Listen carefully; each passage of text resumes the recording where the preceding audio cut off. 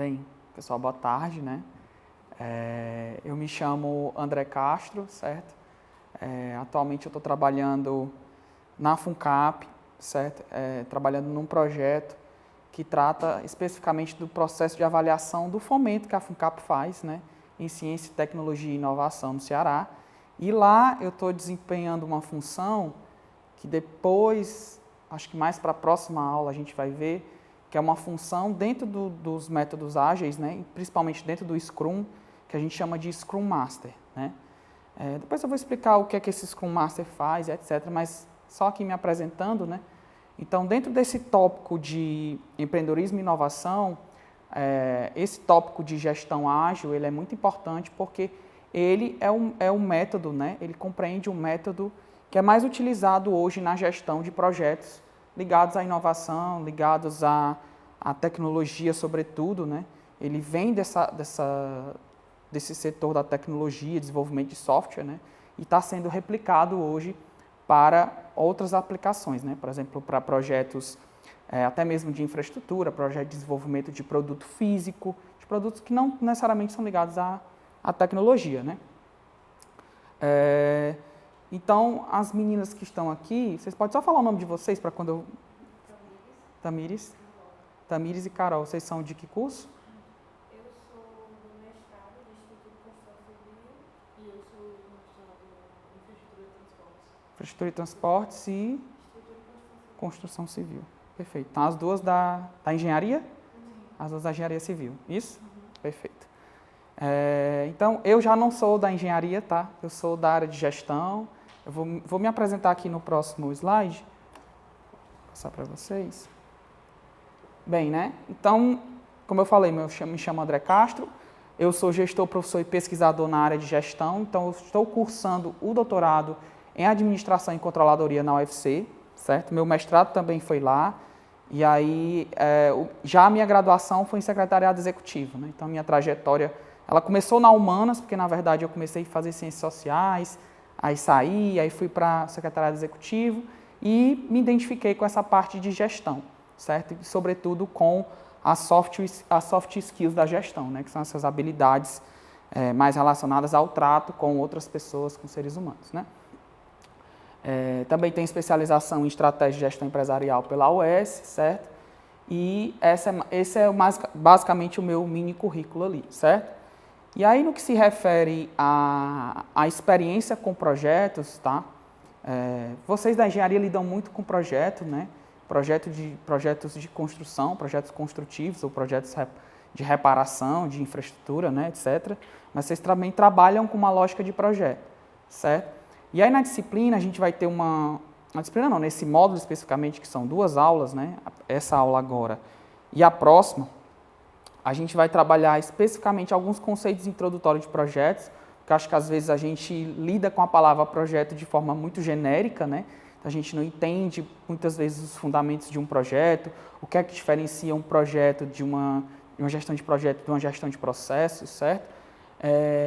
Então, eu vou trazer esses conceitos introdutórios, até para a gente entender depois o que é o ágil e como é que eu diferencio a gestão ágil de um projeto da gestão tradicional de um projeto, certo? E tem até algumas analogias que fazem com a área da construção civil e a diferença dela em relação aos métodos ágeis, certo? Mas a minha experiência com projetos, a vida me levou para essa área de projetos, assim, não foi uma coisa planejada, né? Porque assim que eu terminei a minha graduação, eu vi uma chamada de uma vaga de emprego, que era para trabalhar em um projeto, que era um curso de especialização aqui na UFC, em Educação, Pobreza e Desigualdade Social, e era para trabalhar como secretário executivo e acadêmico desse projeto. Então, foi a minha primeira experiência efetivamente com o projeto, e lá eu era meio que faz tudo, né? Porque o time era pequeno, tinha 3 pessoas, claro, tinha um time de professores, formadores, tutores do curso, mas na parte de gestão mesmo éramos 3 pessoas. E aí eu fui entendendo como é que se dava essa questão da estruturação de um projeto, como é que a gente estrutura um projeto, como é que a gente aprova, como é que a gente discute, como é que a gente faz a gestão dos recursos de um projeto, a gestão do tempo, como é que a gente garante que um projeto lá no final ele cumpra realmente os objetivos pelo qual ele foi designado, certo? E aí, nesse curso, eu atuei como secretário executivo e acadêmico entre os anos 2015 e 2017, né? Então, o curso de especialização ele teve 18 meses, mas antes, efetivamente, da turma se formar, o curso já estava operando, né? Porque a gente teve o processo seletivo e etc, né? Então, eu fazia toda essa parte de gestão desses recursos, né? A gestão das rubricas do projeto em relação aos recursos, quanto ia sendo usado ao longo do tempo e quanto a gente ainda podia usar. Aí eu participei de processos seletivos, auxiliando os processos seletivos de tutor, de professor formador, né? Então, a gente teve nesse curso de especialização, que hoje, eu não sei se ele ainda está operando, né? Que ele foi um projeto para a especialização de professores da educação básica do Ceará, né? Seja da prefeitura, mas, sobretudo, o foco eram os professores do governo do estado do Ceará, em todo o Ceará, né? Então, tinham polos no centro-sul, polos na região norte, em todas as áreas do Ceará. E a gente também tinha a seleção dos tutores, né? Aí, esse curso, ele teve essa primeira turma, aí depois que eu saí, né, do projeto para ir para o mestrado, o curso virou um curso de aperfeiçoamento, né? Porque ele teve menos recursos, repasse de recursos, enfim, mudou um pouco o escopo dele. Mas essa foi minha primeira experiência com o projeto. E aí, terminei o mestrado em administração e aí entrei no programa de avaliação do fomento à inovação pela FUNCAP, né? Que entrei no ano passado. Nesse projeto, a ideia é a gente consolidar algumas informações do que a FUNCAP faz em termos de subvenção, né, de apoio à ciência, tecnologia e inovação. Não sei se vocês são bolsistas. Vocês são bolsistas? Da FUNCAP? Da FUNCAP? Do Programa Cientista-Chefe? Pronto, perfeito. Uma das minhas atribuições a priori lá era consolidar informações sobre o Programa Cientista-Chefe, porque ele é um programa que ele foi acontecendo, né? E aí existia até mesmo uma falta de consenso a respeito de quais projetos eram do Programa Cientista-Chefe, quais não eram, quais eram as diretrizes centrais do projeto, como é que a gente consolida essas informações a respeito de quanto está sendo investido e tudo mais, né? E a gente começou consolidando isso nos métodos tradicionais, né? Usando planilha, usando documentos mais formais, apresentações. E aí a gente sentiu a necessidade... Olá, boa tarde. A gente sentiu a necessidade depois, até por uma cobrança externa, da gente tornar mais público esses dados a respeito do que é que vinha sendo gasto, de como vinha sendo gasto, em que áreas, que resultados a gente tinha. E aí, no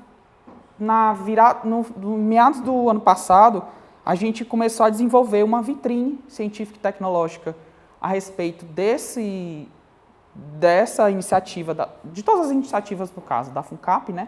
Tornar mais transparentes essas iniciativas, construindo uma vitrine, né? E aí, quando a gente sentiu a necessidade de construir essa vitrine, que aí já ia envolver desenvolvedores, ia envolver designers, ia envolver pessoas com um grupo multidisciplinar, né?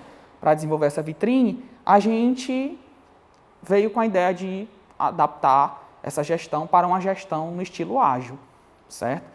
E aí foi que comecei a aprender sobre o ágil, desempenhar o ágil, certo?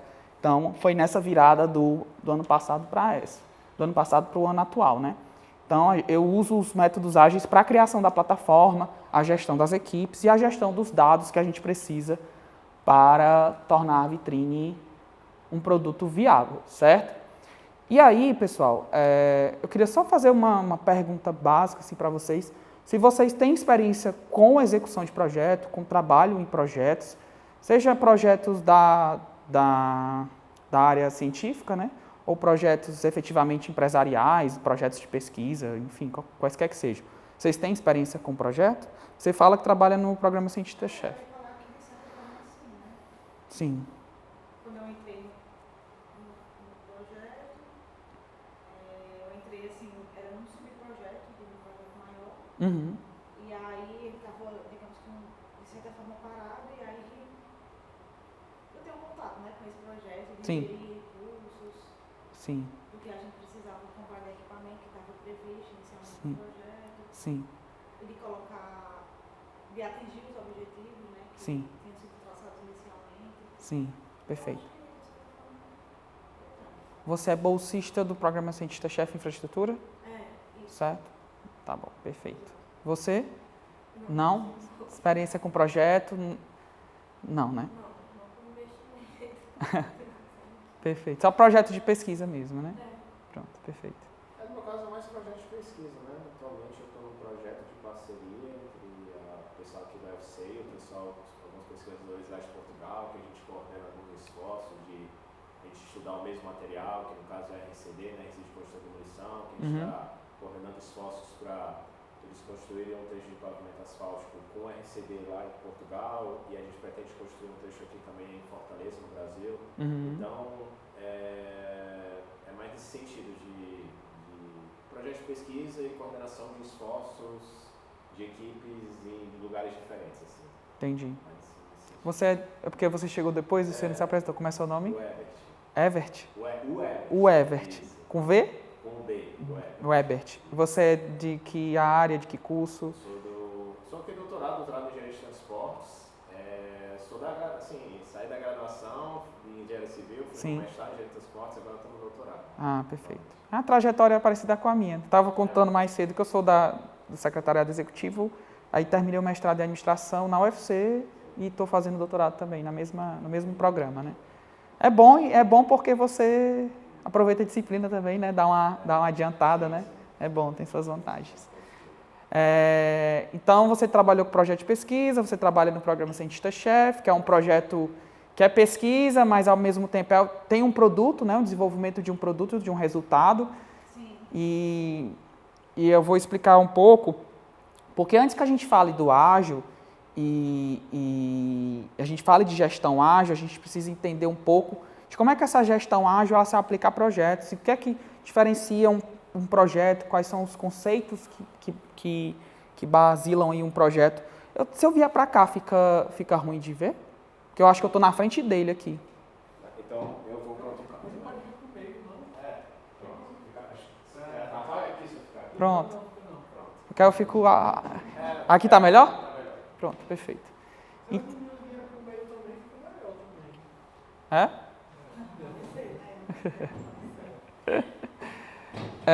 Então, pessoal, o primeiro tópico assim, desse módulo da disciplina é falar do que é um projeto, né? E trazer alguns conceitos introdutórios, até para que a gente, quando chegar mais na frente, a gente já tenha esses conceitos gravados, e aí fique mais fácil sobrepor alguns conceitos, certo?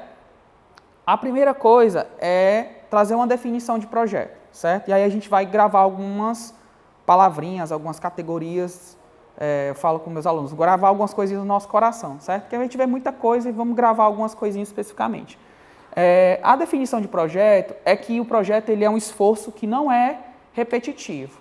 Ou seja, significa o quê? Que o projeto ele tem um resultado único ou mais de um resultado, mas desde que os seus resultados não se confundam com resultados de outro projeto, porque aí o projeto perde a sua, vamos dizer assim, a sua validade, a sua originalidade, né? E a sua pertinência, certo?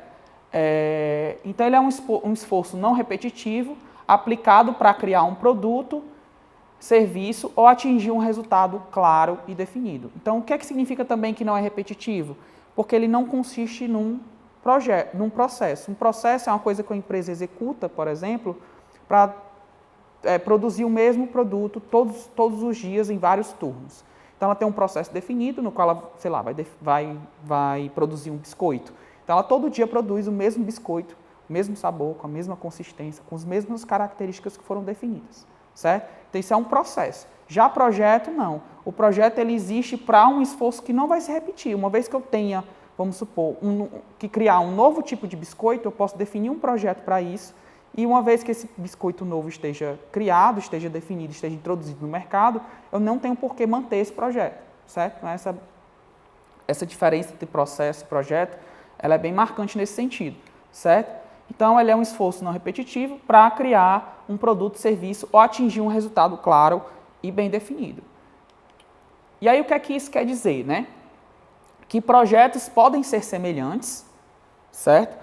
Mas os seus resultados ou produtos são únicos, né? Então, no caso do programa Cientista-Chefe, você tem as áreas, que no caso a área daqui é da infraestrutura, e você tem subprojetos, onde cada subprojeto tem os seus próprios resultados, que podem ter, vamos dizer assim, cooperação entre os projetos, mas cada um no final tem que ter seu resultado, seu entregável único, certo? Que caracterize, que justifique a pertinência e o valor desse projeto, certo?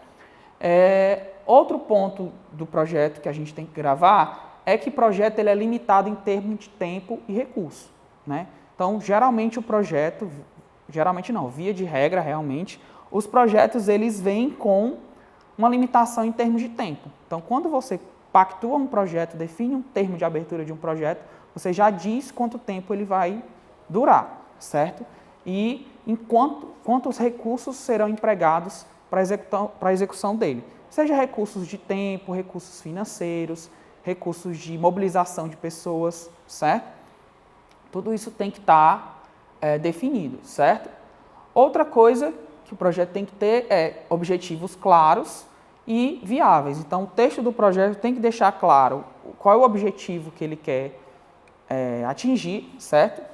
E geralmente isso é precedido por uma justificativa do projeto e tem que ter objetivos viáveis, né? Então, quem identifica o projeto tem que saber que esse projeto ele não está sendo executado para um objetivo que no futuro pode não ser atingido porque ele é inviável, seja porque ele está sendo ambicioso demais, seja porque os recursos que estão sendo empregados não estão sendo suficientes para atingir esse objetivo, certo?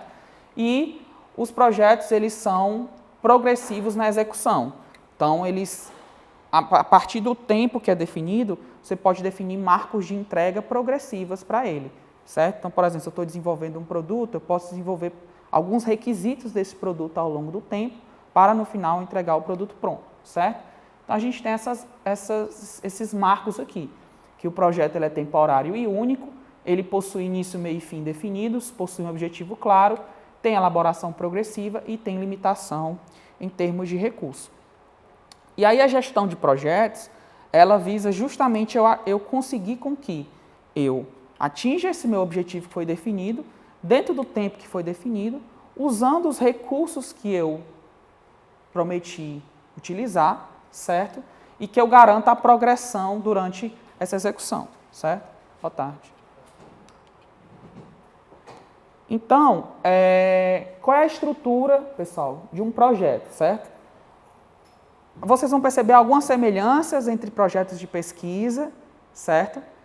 E algumas diferenças. Geralmente, os projetos de pesquisa, eles focam muito claramente em trazer esse projeto para o âmbito da literatura, né, que esse projeto pertence. Então, por exemplo, eu estou falando de asfalto, eu tenho que trazer toda a literatura e justificar a pertinência desse projeto para um campo determinado de conhecimento. E aí eu tenho, por exemplo, um referencial teórico. Já num projeto, por exemplo, de nível empresarial, né, projeto aplicado a empresas ou desenvolvimento de produtos, a gente tem uma estrutura mais ou menos semelhante a essa, certo? Então, o projeto começa dizendo, o que é que eu quero fazer? E aí você tem que especificar, né, definir o escopo do que é que o projeto vai fazer. Isso a gente chama de escopo, ou seja, dentro de todas as possibilidades, o que é que eu quero atingir, certo? Então, se, por exemplo, se eu sou uma empresa do setor calçadista, então, para um projeto específico, eu tenho que definir um escopo. Eu quero desenvolver uma linha de calçados para crianças do sexo masculino. Então, esse é o meu escopo, certo? Então, eu defino isso em termos de, resultando isso em objetivos. Outra pergunta que eu tenho que responder quando eu definir um projeto é o como. Como é que eu vou fazer isso? E aí, eu defino isso em termos de procedimentos, certo? Que dentro dos projetos de pesquisa, a gente geralmente descreve isso na metodologia, né? A gente vai explicar como a gente vai conseguir com que esses objetivos sejam atingidos. Outra pergunta que a gente se faz no projeto é por quê? E aí a gente tem que explicar, a gente tem que justificar. Qual é a pertinência desse projeto? Por que ele é relevante? Por que ele precisa ser financiado? Certo? Outra pergunta é para quê? Aí, por que a pergunta por que o porquê é diferente do para quê? Porque o para quê você já tenta trazer uma ideia de finalidade, do propósito, certo? Então, você já traz uma ideia de que uso isso vai ter, né? Que público eu quero atingir, certo? Então, você faz esse tipo de pergunta e isso traz ali uma ideia de justificativa. Outra pergunta que você responde é onde esse projeto vai ser executado. Então, você tem que trazer, por exemplo, que infraestrutura vai ser utilizada para a execução desse projeto. Você vai utilizar as próprias dependências da empresa, as próprias dependências do laboratório, certo? O quando, aí você define prazos, certo? No quantos, você define recursos e pessoas, certo? E no quais, você define a equipe responsável, certo? Então, assim, variando, claro, de uma área para outra, de uma empresa para outra, essas são as estruturas comuns que você percebe em projetos, geralmente utilizando outras nomenclaturas, né? Mas é isso aí que a gente encontra, certo? Então, se vocês quiserem desenvolver um projeto, seja um projeto aplicado, ou um projeto de pesquisa propriamente, vocês têm aqui um guia, né, de como desenvolver o projeto, certo? E aí eu trouxe alguns exemplos de projetos no âmbito empresarial, certo? Porque o que é que nós estamos discutindo aqui, né? Nós estamos discutindo gestão ágil de projetos, certo? E nós estamos discutindo dentro do âmbito do empreendedorismo e da inovação. Ou seja, se eu quero me projetar, fazer essa transição entre uma pesquisa científica para um business, né?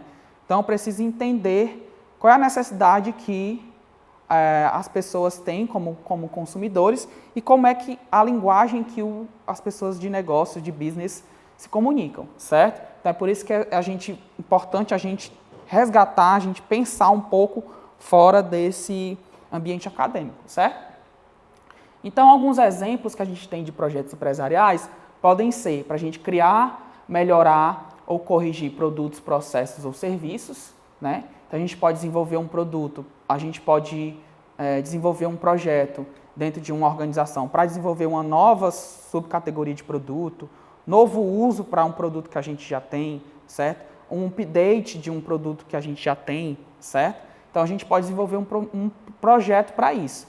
Professor, por que a gente tem que desenvolver um projeto para isso? Você pode desenvolver ou pode não desenvolver, certo? Mas, via de regra, você desenvolve um projeto, por quê? Porque você vai definir uma equipe específica para tratar dessa dor, que é a criação de um novo produto, e uma vez que o produto está criado, está disseminado, e o processo de transformação, de produção desse produto já está definido, não tem por que o projeto ser mantido e as pessoas continuarem mobilizadas. Ele entra para o portfólio de produtos de uma determinada empresa, certo? Então, é por isso que você define um projeto para isso. Então, a gente pode ter projetos para criar, melhorar ou corrigir produtos, processos ou serviços. Então, por exemplo, desenvolver um novo produto, lançar updates de um produto, né? Fazer correções em um determinado produto, definir um novo processo organizacional, certo? Um novo procedimento, um novo software que a empresa vai usar, certo? Você pode colocar um projeto para isso. Outros projetos podem surgir também para implementar ou alterar estratégias do negócio ou tecnologias. Por exemplo, quando eu quero introduzir novos processos dentro das empresas, certo? Eu quero dizer que vai ser usada uma nova metodologia de trabalho, por exemplo, eu quero implementar o ágil dentro da minha empresa. Eu posso definir um projeto para treinamento e implementação dos métodos ágeis dentro da minha empresa. E aí, como é que eu faço isso? Eu defino uma equipe, eu defino um tempo, eu defino recursos, e eu defino que, a partir de agora, esse é meu novo processo. E aí eu posso definir uma etapa, por exemplo, de treinamento das pessoas que vão participar. Aí eu posso ter uma etapa de difusão desse conhecimento, uma etapa de treinamento posterior, certo? Então, quando eu introduzo novos processos, eu posso trabalhar com a lógica de projeto. Ou então, quando eu vou introduzir novos procedimentos, né? Então, a minha empresa adquiriu um novo software para gestão do fluxo de caixa. A minha empresa adquiriu um novo software para controle de despesas, ou um novo software para tratar com clientes, adquirir uma nova nuvem para hospedar os meus dados, certo? Então, eu posso ter um projeto somente para implementar esse novo procedimento. Eu posso ter projetos para construir, adquirir ou reformar infraestruturas físicas, que aí eu acho que tem mais aderência ao que vocês estudam e que vocês fazem, né? Então, os projetos construtivos, os projetos de aquisição, os projetos de reforma de infraestrutura, por exemplo, quando a empresa quer instalar uma nova planta industrial, ela já tem uma matriz, quer colocar uma filial ou quer fazer um processo de reforma, certo? Então, ela pode instituir um projeto para isso, certo? Definir recursos, definir custos, definir pessoas envolvidas e técnicas próprias de gestão de projetos, certo? Por exemplo, melhorar a infraestrutura do escritório, então eu defino um projeto, certo? Outro exemplo é quando eu quero adquirir um novo produto, serviço ou um novo negócio. Eu posso também definir projetos. Por exemplo, adquirir máquinas. Eu posso ter um projeto definido para adquirir uma máquina que a empresa não tem o costume de negociar. Aí você vai perguntar assim, André, as empresas não têm setor de aquisições? Por que eu tenho que definir um projeto para adquirir uma máquina? Aí eu vou diferenciar. Quando a gente tem, dentro das organizações, o setor de aquisições geralmente trabalha com aquisições de produtos que ela já tem familiaridade de negociar. Mas, por exemplo, se eu tenho que adquirir um produto totalmente novo, um produto inovador, que vem de fora, um produto que as pessoas dentro da empresa não têm familiaridade nem de negociar e nem de utilizar, eu posso definir um projeto só para fazer a aquisição disso. E aí pode ter as etapas de prospecção de venda, pode ter a etapa de negociação, a etapa de treinamento das pessoas que vão utilizar, certo? E também o mesmo para equipamentos ou até as questões de fusão entre empresas, né? A aquisição de novas empresas também podem se dar dentro de uma lógica de projeto, certo? Tranquilo, né, pessoal? Tô correndo muito. Como é seu nome? Jorge Lucas. Jorge Lucas. Você é de que curso, de que área? Eu sou professor visitante aqui no... Professor visitante. Ah. Aqui, no pós-graduação em Engenharia e Transporte. Ah, perfeito. Jorge Lucas? Isso. Jorge Lucas. Prazer, sou André, tá? Sou da área da administração, sou doutorando em administração. Não sou professor de pós-graduação ainda não, mas vou chegar lá. Prazer. Então, quando a gente já definiu o que é um projeto, né? Ou seja, ele é limitado em termos de... Ele tem um objetivo único, claro, bem definido. Ele tem uma perspectiva de tempo, marco temporal definido, certo? Ele tem recursos definidos previamente. Boa tarde. Então, como é que eu faço a gestão de um projeto, certo? Gestão de projeto, via de regra, você institui procedimentos, ferramentas, certo? Observando cada uma dessas dimensões que eu falei, né? A dimensão tempo, os meus prazos. Como é que eu faço a organização dos meus prazos, né? Então, geralmente, os projetos usam os gráficos gigantes, né, para observar o andamento do projeto. Você pode utilizar outras ferramentas desse sentido. Então, você vai usar umas ferramentas e técnicas de gestão de recursos humanos, né, o conhecimento que você tem ali de comportamento organizacional, as soft skills, né? Você pode usar ferramentas para a gestão dos riscos, dimensionar quais os riscos que podem acontecer, até mesmo para a extinção de um projeto, né? E como é que você pode identificar qual a possibilidade desse risco acontecer, que estratégias de contingência você pode definir, né? A gente tem estratégias para a gente não fugir do escopo do projeto, certo? E aí eu vou falar um pouco desse escopo usando depois o exemplo da FUNCAP, né, do projeto que a gente está trabalhando lá.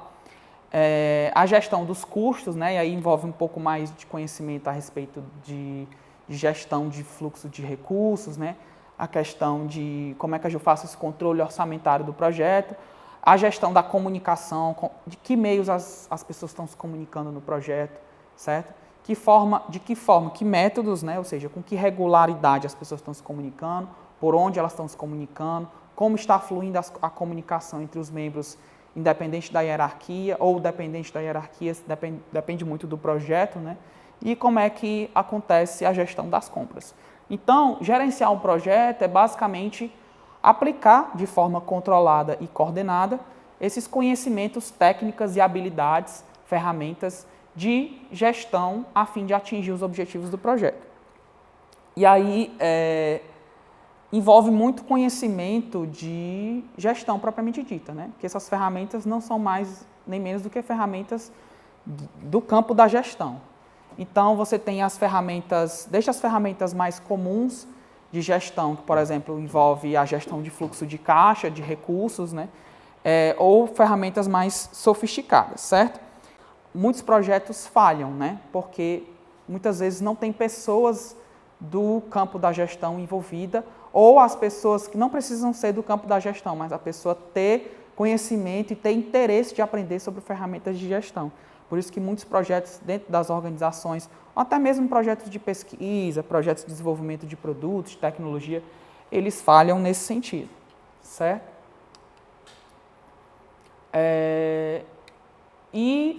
Então, o que é que significa gerenciar o projeto, né? O gerenciamento de projeto, ele deve contemplar ao menos esses 4 requisitos aí, sendo que esse quarto aqui, ele tem a ver com todos aqueles que eu falei antes, né?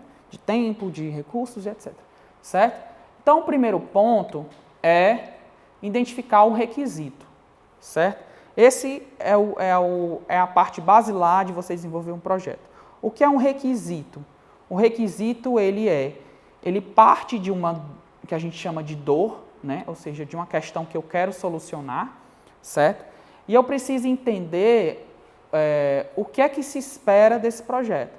Então, por exemplo, se eu estou desenvolvendo uma nova tecnologia, certo? Para pessoas deficientes auditivas, certo? Eu preciso entender, a partir dessas pessoas que têm essa deficiência, têm essa necessidade, têm essa dor, o que é que ela espera que a ferramenta faça por ela. Ou seja, qual é a necessidade que ela está encontrando no mundo real, no seu dia a dia, certo? E como é que eu posso solucionar e o que é que me dá o meu critério de que esse meu produto ele tem qualidade. Então, a partir daí, eu começo a identificar o que a gente chama de requisito do projeto, certo? Ou seja, as perguntas que a gente se faz geralmente o que é que se espera do projeto?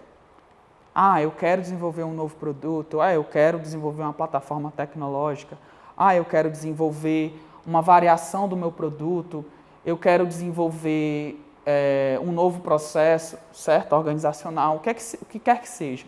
Então, você sempre começa entendendo o requisito. E outra pergunta que você se faz, e que você deve, claro, documentar, obviamente, o que é que define a qualidade dos meus resultados? O que é que me dá o meu critério de pronto? O critério de pronto, que a gente fala geralmente no ágil, o que é que me garante que eu desenvolvi uma determinada parte do meu produto, quem é que me garante que a partir dali eu posso continuar? Ou eu não tenho que continuar aprimorando esse mesmo processo que eu já estava executando? Então, alguém tem que me dar o critério de pronto. E, geralmente, isso se dá dentro dos requisitos, né? Para eu identificar qual é a qualidade que vai atender esse requisito, para que eu possa continuar progressivamente entregando resultados no projeto, certo? Então, esse é um dos pontos cruciais, assim, um dos macropontos de gerenciar um projeto. A segunda parte eu preciso ter uma estratégia de adaptação às diferentes expectativas das partes interessadas, certo? Então, o que é que isso quer dizer? Que dentro do projeto existem partes interessadas diretas, que são o próprio cliente do produto, do serviço, ou da tecnologia que eu estou desenvolvendo, o que quer que seja, certo? Mas também existem outro conjunto de partes interessadas, que pode vir aí o governo, pode vir as pessoas que estão dentro do próprio projeto, são partes interessadas. Então, você tem que coordenar, se você quiser ter esse conhecimento de gestão de projetos, um dos maiores desafios, se não o maior, é gerenciar a expectativa das pessoas que estão dentro do projeto, certo?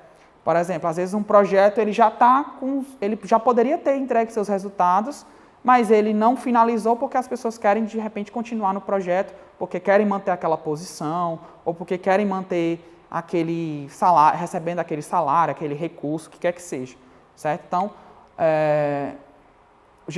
a gestão de projetos, essa é um dos grandes desafios, né? Boa parte dos desafios de gestão de projetos, eles estão realmente nas soft skills, certo? Outra questão é a adaptação às mudanças ao longo do ciclo de vida. E aí é dentro dessa pegada que surge a gestão ágil de projetos. Porque como é que geralmente um projeto se dá, né? Depois eu vou falar aqui, mas só adiantando aqui, dando um spoiler, né? Um dos grandes desafios de projeto é porque você geralmente chega com tudo pronto, todo o planejamento pronto. Olha, mês tal eu vou fazer isso, mês tal eu vou fazer aquilo, esse mês aqui eu vou subir uma parede, nesse mês aqui eu vou fazer uma base, nesse mês aqui eu vou fazer uma pintura, eu vou fazer isso, fazer aquilo. Mas você não se dá conta de que, ao longo do ciclo de vida do projeto, o cliente desse projeto pode chegar e dizer, mas depois que eu vi pronto, eu não queria assim. E aí você deixou para mostrar só lá no final. Você não criou estratégias de adaptação às mudanças que podem acontecer ao longo do ciclo de vida do projeto. Então, uma dos grandes, se não o maior fundamento do ágil, é garantir que o projeto ele vá se tornando adaptativo durante o seu ciclo de vida. Que ele não fique amarrado ao planejamento que foi feito inicialmente, porque esse planejamento pode mudar. Podem acontecer eventos de ordem política, econômica, social, ou até mesmo o próprio cliente mudou de ideia, ele não quer mais um projeto daquela forma. Surgiu uma nova, por exemplo, se eu estou desenvolvendo aquele exemplo que eu dei, né, dos calçados infantis, né, do sexo masculino. Eu posso, durante o meu ciclo de vida do projeto, estou lá no meu primeiro ano desenvolvendo lá as linhas de criança, e aí no meu projeto surgiu uma regulação de que não pode mais veicular produtos para criança na televisão. Certo? E aí o que é que você faz? Como é que você muda a sua estratégia ao longo desse percurso? Certo? Uma vez que você já definiu lá no começo, amarrou tudo bonitinho, fez vários Gantts para isso, e aí como é que você adapta os seus Gantts para isso? Né? Então essa é uma das grandes críticas que o ágil faz a essa gestão de projetos tradicional. Mas por que eu estou falando da gestão de projetos tradicional? Porque eu acho que esses conhecimentos eles são basilares, né? E eu acho que também nem toda empresa, nem todo segmento ainda trabalha com o ágil, né? O ágil ainda, apesar dele já ter um histórico aí de pelo menos 20 anos, ainda existe essa resistência em adotar o ágil, né? O que é ágil mesmo? Eu vou falar lá na frente. O ágil ele é um conjunto de valores e de princípios pelos quais você pode gerir um projeto entregando continuamente valor para o cliente, sem esperar o projeto acabar para você mostrar o valor para o cliente lá no final. E aí você pode correr esse risco que eu falei, né? De muitas vezes o cliente chegar no fim do projeto e dizer assim, não era isso que eu queria. E aí o projeto é um fracasso total, certo? Então, o ágil ele surgiu lá com o desenvolvimento de software, mas ele vem sendo replicado para outros setores, certo? E a outra coisa que a gestão deve contemplar é esse balanceamento dessas restrições, né? O que é que são as restrições? São isso que eu comentei, né? Você tem uma restrição em termos de tempo, eu não posso indefinidamente continuar desenvolvendo o meu produto, o meu serviço. Eu tenho restrições em termos de custo, meu orçamento, certo? Recursos, aí quando eu falo recursos, gente, é mais do que custo, tá? Porque eu falo de recursos humanos também. É a questão do meu escopo, né? Então, o meu escopo, ele tem uma restrição, eu não posso entregar, aliás, eu posso entregar mais, mas eu não posso entregar menos do que o meu escopo se comprometeu, certo? Outra questão é da qualidade, ou seja, o que é que define que esse meu projeto valeu a pena e ele entregou de acordo com a expectativa do cliente. E o outro é a questão dos riscos, certo? Então, essas 4 dimensões aí são as grandes expectativas em termos de gerenciamento de um projeto. E aqui a gente vai falar dos ciclos de vida do projeto, né? Então, é isso que eu estava falando, né? Do ciclo de vida, e aí lá no final do ciclo de vida você vê que o cliente não queria nada daquilo que você preparou, daquilo que você desenvolveu, certo? Então, o que esse ciclo de vida, ele começa, certo? Na fase que a gente chama de iniciação, que é onde você vai definir quais são os objetivos, quem é que vai gerir esse projeto, quais são os prazos, recursos, e definir, justificar a sua viabilidade, certo? Então, essa fase de iniciação do projeto, e ele se dá, assim, o documento principal dessa fase inicial é o que a gente chama de termo de abertura do projeto. Esse documento vocês conhecem o termo de abertura de projeto? Não? Eu acho que na aula que vem eu preparo e trago pelo menos num slide eu trago um termo de abertura de projeto para vocês terem familiaridade com ele. Mas geralmente ele fala o que vai ser feito, como vai ser feito, traz uma ideia de macroetapas do projeto, uma perspectiva de justificativa. Ele é como se fosse como se fosse um resumo do projeto completo que você vai entregar depois, né? É como aqui na pesquisa a gente chama de resumo expandido. Ele seria um resumo expandido de um projeto maior, certo? Na parte de planejamento, a gente tem o EAP, que é a estrutura analítica do projeto. A estrutura analítica do projeto ela é uma ferramenta visual na qual você consegue bater o olho nela e ver quais as etapas que o projeto vai ter e quais são as macroatividades que vão ser desenvolvidas. Ele é parecido com um organograma, né? Ali, mais ou menos. Então, nessa fase de planejamento, a gente tem a definição do escopo, a definição do cronograma, os custos, os riscos e essa estrutura analítica, certo? Na fase de execução, aí sim, o projeto foi aprovado, né? Conseguiu recurso, etc. E aí a gente tem, durante a fase de execução, a gente tem os ajustes que acontecem durante essa execução, a atualização em termos do que foi planejado aqui, a alocação da equipe nos times que vão trabalhar nesse projeto, a execução das tarefas e, de repente, um replanejamento, se você precisar repactuar. Isso acontece muito em projetos construtivos, né? Os projetos construtivos, eles nunca custam o tanto que eles dizem que vão custar, né? Assim, eu não sou dessa área, tá? Mas pelo menos na minha casa nunca é o orçamento que dizem que vai ser no começo, né? Sempre tem um custo adicional, uma coisa que descobrem, um cano que não devia ser assim, e aí ele vai tomando, você vai tendo que definir estratégias de replanejamento ali, empiricamente, né? Depois, aliás, durante a execução, você pode ter uma etapa também de monitoramento, que é onde você vai fazer o acompanhamento do projeto. Então, você vai verificar o status das atividades, a questão dos prazos, se eles estão sendo cumpridos ou não, e como é que está o andamento geral do projeto. E na fase final, que é a fase de encerramento do projeto, a gente tem um outro documento, que é o termo de encerramento de projeto, ou relatórios técnicos de projeto, no qual você meio que faz toda essa identificação do que é que foi feito, o que é que deu certo, o que não deu, quais os resultados que você entregou, né? Se você teve ali uma sobra ou um uso adicional de recursos, tudo isso você tem que colocar no termo de encerramento do projeto. E aí você vai dizer, quem são as entregas finais, faz uma revisão, define as lições aprendidas, certo? Então, assim, essa lógica aqui, adaptada, mas boa parte dela, ela também é utilizada, por exemplo, lá na FUNCAP, né? Então, lá na FUNCAP a gente tem uma linha de projetos que são os projetos de inovação empresarial, certo? Então, a FUNCAP define editais, certo? Para a subvenção econômica de empresas que querem desenvolver projetos, produtos inovadores, certo? E aí esses projetos, eles passam lá porque a gente chama de uma esteira, né? Do fluxo, do ciclo de vida do projeto. Então, ele tem mais ou menos essa lógica aqui, né? Só que lá, a gente não participa desse processo aqui, né? O projeto já chega pronto e a FUNCAP avalia a pertinência ou não desse projeto, a relevância dele, para ser subvencionado. Aí a FUNCAP entra numa esteira de submissão, execução, e depois, lá no final, quando o projeto se encerra, tem um processo de prestação de contas, certo? Vocês me dão licença só para eu pegar uma água aqui. E uma outra coisa é o portfólio.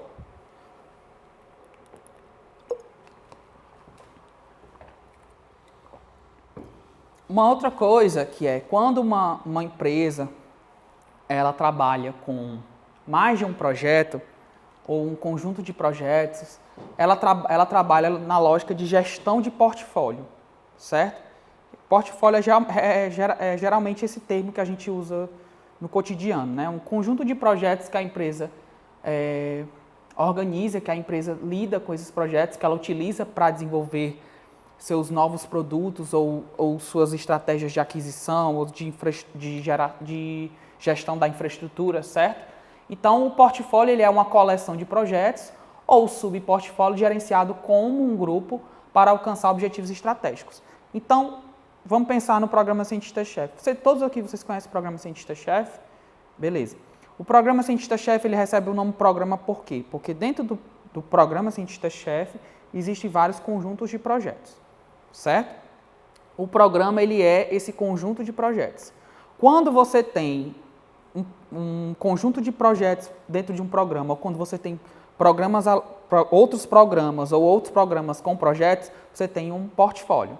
Então, o portfólio ele nada mais é do que esse conjunto de programas e de projetos que a empresa organiza. Então, tem empresas que têm dentro dela um escritório de gestão de projetos, que é quando ela trabalha dentro dessa lógica continuamente desenvolvendo projetos.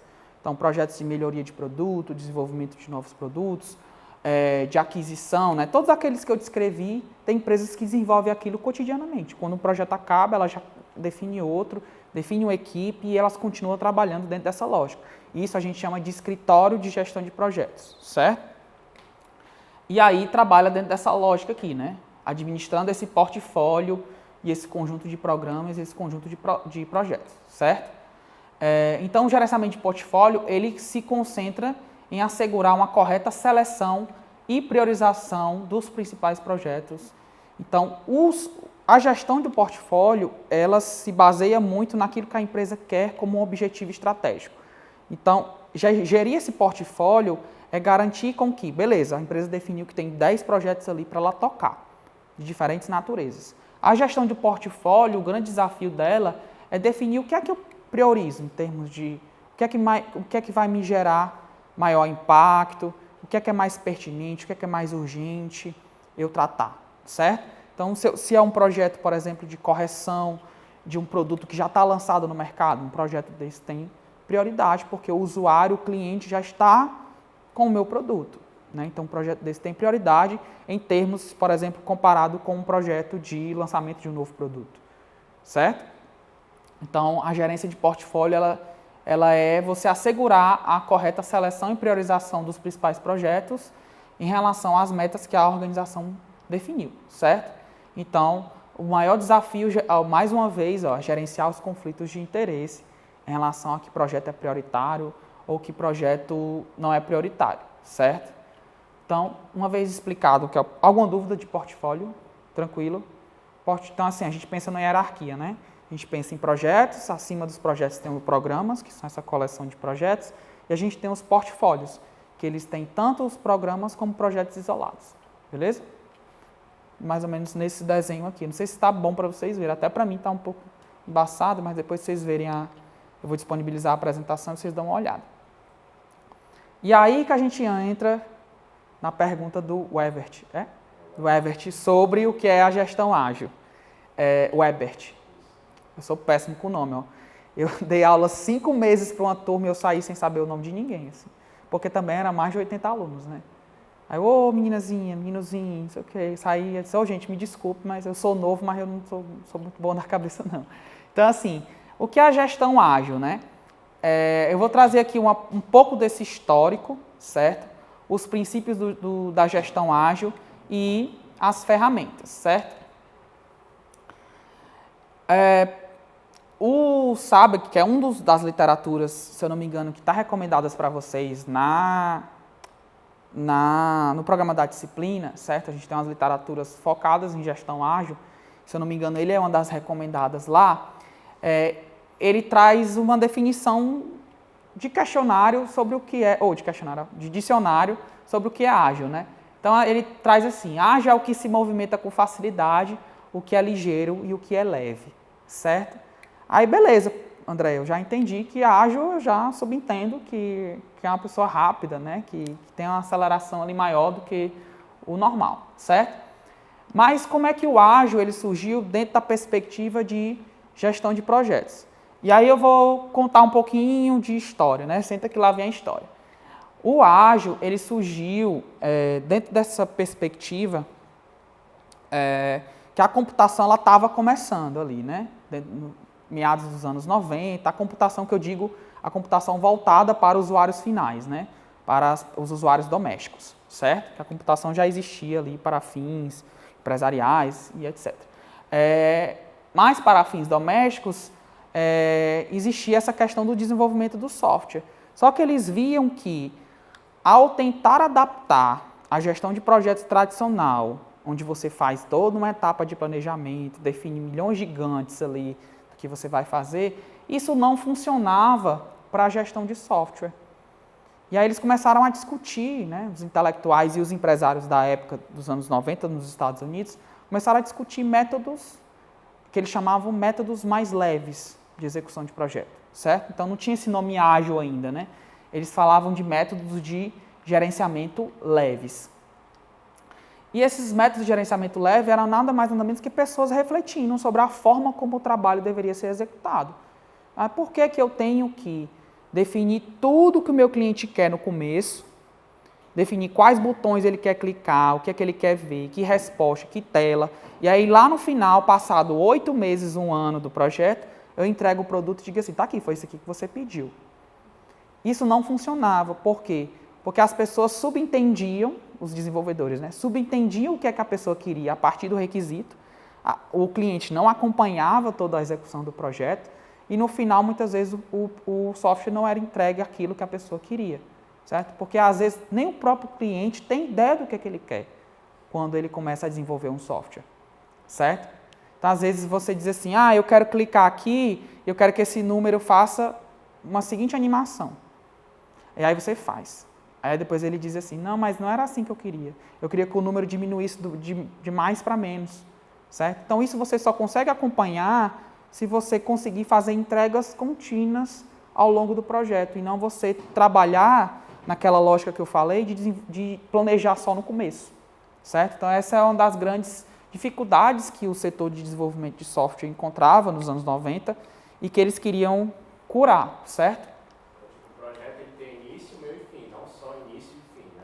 Assim, você deixar só para o final para entregar todo o resultado. Assim. Exato. Porque é o seguinte, a lógica de gestão de projetos, existe essa analogia, às vezes tem gente que diz que é correta, tem gente que é incorreta, mas faz analogia muito forte com o setor da construção civil, né? Então, a pessoa tem ali um projeto arquitetônico, que define tudo que vai ser feito, né? Assim, em termos de design, o que vai precisar, e qual material vai ser usado e tudo, e é pactuado tudo no começo.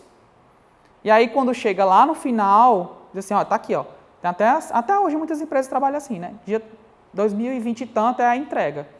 E aí que você vai se deparar com um produto que você pactuou 4 anos atrás, 6 anos atrás. E você pode não se deparar com algo que você queira. Mas aí o que ele vai alegar? Não, mas você assinou aqui, você disse que era isso que você queria. Você assinou aqui na planta, você fez no contrato. Então era tudo muito estabelecido em termos de contrato. Toda a negociação do cliente com as pessoas que desenvolviam o produto se dava no contrato. Só que aí é que está, o cliente pode ter assinado, mas ele não vai estar satisfeito. O que é a prioridade? É eu cumprir o contrato ou eu satisfazer meu cliente? Entende? Então essa foi a grande discussão que se deu nos anos 90, né? Esse termo, né? Essa discussão sobre como ser ágil durante a execução de um projeto, ela começou ali nos anos 90, né? E surgiu como resposta aos que chamavam pesados, né? Os heavy métodos de gerenciamento de projetos que eram utilizados no desenvolvimento de software. Eu trouxe até essa citação do Sutherland, de 2016, que é outra literatura que está recomendada para vocês também, na bibliografia da disciplina, que é que o ágil surgiu como uma resposta ao estado deplorável em que o desenvolvimento de software se encontrava. Os projetos quase sempre estavam atrasados, acima do orçamento e, em geral, simplesmente não funcionavam.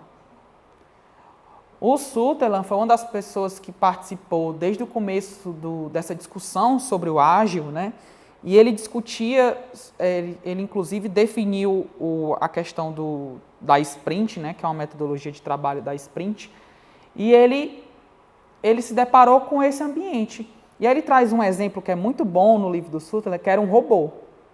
Era um setor de robótica de uma grande universidade, agora eu não lembro de onde era, que eles estavam desenvolvendo um robô, eles já estavam na fase final do projeto, assim, nos últimos meses do projeto, eles tinham que entregar um robô que ia servir as pessoas nos hotéis, ia entregar as comodidades que as pessoas pediam na recepção.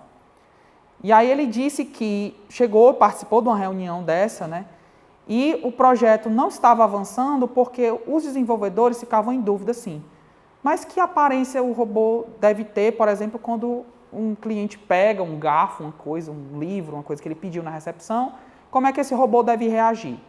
Será que se ele reagir dançando as pessoas não vão se assustar? Será que se ele reagir com a telinha sorrindo, a pessoa não vai achar estranho? Então, cada um dos desenvolvedores julgavam a partir da sua perspectiva o que era adequado ou não para o comportamento daquele robô. Já sabia o que a empresa queria, já tinha definido o requisito. Ela quer um robô para atender pessoas, né? Seria o diferencial dela atender pessoas em hotéis. Mas o projeto não avançava porque as pessoas estavam exaustivamente discutindo qual a melhor saída. E quem é que elas não estavam ouvindo? O cliente. Se elas fizessem aí foi o Sutherland que chegou e disse assim, vamos trabalhar o seguinte, vamos fazer microentregas e definir um teste para que esse robô se comporte. Então vamos definir o que é que vai ser. Beleza, a gente tem que definir uma série de reações que o robô deve ter. Vamos pegar algumas e vamos testar. E aí, desde o começo, o robô foi um sucesso, porque eles estavam inseguros a respeito de como eles, desenvolvedores, reagiriam ao ver um robô. Mas você tem que deixar o cliente decidir o que é que ele quer, certo? Então, foi aí que surgiu uma das práticas muito fortes dos métodos ágeis, que é a sprint, que depois eu vou falar também, certo? E aí, o Sutherland disse que um dos grandes fatores de insucesso dessa questão do atraso, orçamento e porque os projetos não funcionavam, não era porque as pessoas eram incompetentes. Na verdade, era porque a forma como elas trabalhavam estava errada, certo? E aí eu vou trazer um pouco desses princípios aqui. Então, como era o método tradicional, né? Eu falei lá no começo da gestão de projetos, alguns fundamentos, mas não sei se vocês repararam que lá eu não disse assim, como você deve, que método mais adequado para você empregar para a gestão de projetos. Eu só trouxe ali os fundamentos, certo? E aqui eu vou trazer a comparação, né, entre o método tradicional de gestão de projetos e o ágil. E aí, como era a gestão tradicional de projetos?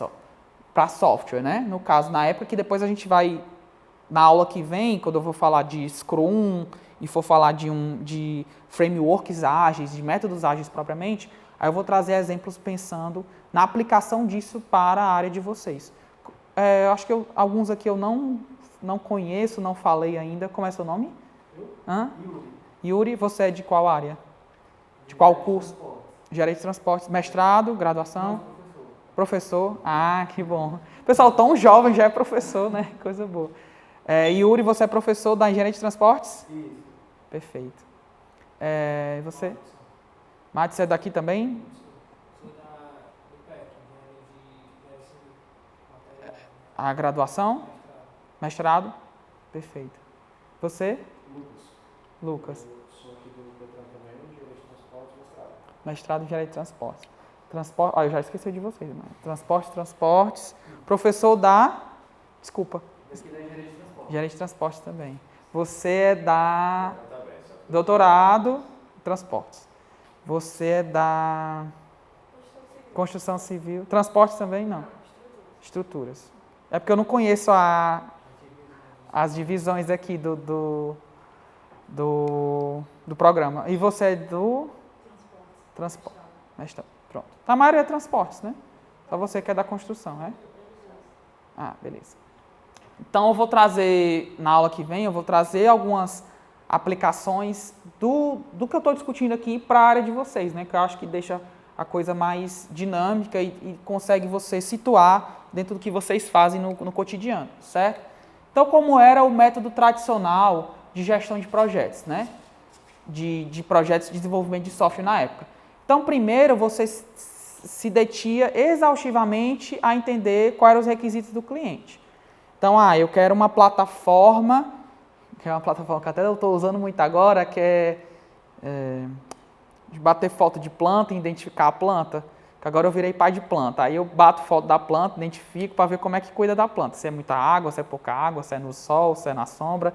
E aí, por exemplo, eu quero definir um software desse tipo, né, um aplicativo desse tipo. Então, no método tradicional, você gastava muito tempo até identificar o que as pessoas querem. A pessoa quer bater uma foto, identificar uma planta. Beleza. Aí, o que mais informações adicionais ela quer? Ela quer saber o tipo da planta, ela quer saber de onde ela é nativa, ela quer saber como cuidar, como adubar. Beleza. Essa era a forma. E aí, depois você identificava os requisitos do sistema, depois os requisitos do software, como ele deve se comportar, quais as áreas que ele deve ter, né? Quais acessos, vamos dizer assim, a experiência do usuário que vai existir dentro desse software. Aí você fazia uma análise, definia o design, que design ele ia ter, como você codificar, testar e começar a operar. Então a gente tinha uma lógica que é uma lógica que eles chamam de lógica de cascata, né? Então, você definiu e você vai seguir o que você definiu até o final. Você não tem ciclos, por exemplo, para rever o que você definiu. Você definiu lá no começo, o cliente já assinou o contrato e é assim que você vai trabalhar, certo? E aí, como era esse método tradicional, né? Você tinha uma sequência de fases e cada fase dessa, ela só se iniciava quando a anterior se encerrava. Então, por isso que fazem essa analogia com os projetos construtivos, né? Porque você só começava, por exemplo, as paredes quando você já tinha a base, né? Quando você já tinha toda a parte de... Gente, eu esqueci como é que chama. Não, a parte do chão, como é que chama? Hã? A laje não, a fundação. Perfeito. Eu falei que eu não sou dessa área, tá? Então, você só faz as paredes quando você tem as fundações e etc. Então, você tem uma lógica... Claro que, nesse sentido, você tem uma lógica pela qual você deve seguir, né? E aí, bebendo um pouco dessa lógica, a gestão de projetos se dava nessa pegada da cascata, certo? Então, você tinha planos detalhados que eram definidos no princípio do projeto. Então, como é que os desenvolvedores se asseguravam de que eles iam entregar o que o cliente esperava? Eles faziam esses planos exaustivamente detalhados. Dizer, olha, aqui você vai querer o quê? Um botão que entregue isso? Beleza, assine aqui. Você vai querer que quando você clicar, você... Entendeu? Então, era assim que se dava a relação do cliente, que era o usuário, né? Com os desenvolvedores de software na época, né? E também tinha muito forte a questão da centralização do comando, né? Porque é assim que muitas empresas ainda operam, né? Você não trabalha com delegação de tarefas, tem muita empresa que não trabalha com microgerenciamento, trabalha ainda com essa perspectiva de ter alguns que mandam e outros que obedecem, né? Então, isso não funcionava para o desenvolvimento de software, porque às vezes o desenvolvedor precisa de certa liberdade para tomar algumas escolhas. Por exemplo, ele não quer que o cliente veja a planta e ele clique lá e veja informações da planta, independente de que escolha eu vou tomar em termos do que está por trás disso, o que importa é o resultado. Às vezes o desenvolvedor esbarra numa dificuldade tecnológica que o cliente não tem dimensão. Então o desenvolvedor tem que ter autonomia para escolher, por exemplo, alguns caminhos que ele deve seguir, certo? E aí, como é que o ágil ele se diferencia dessa pegada tradicional, né? A importância do ser ágil é capaz de responder às mudanças dentro do período de tempo de um projeto. Então, assim, o cliente depois ele falou assim, não, ele não quer mais ver a planta, ele não quer mais identificar a planta pela folha, ele quer identificar a planta pela flor. Ou ele quer identificar a planta pela semente. Então, assim, a pessoa pode ir mudando de ideia, né? As pessoas mudam, as pessoas são voláteis, pode falar.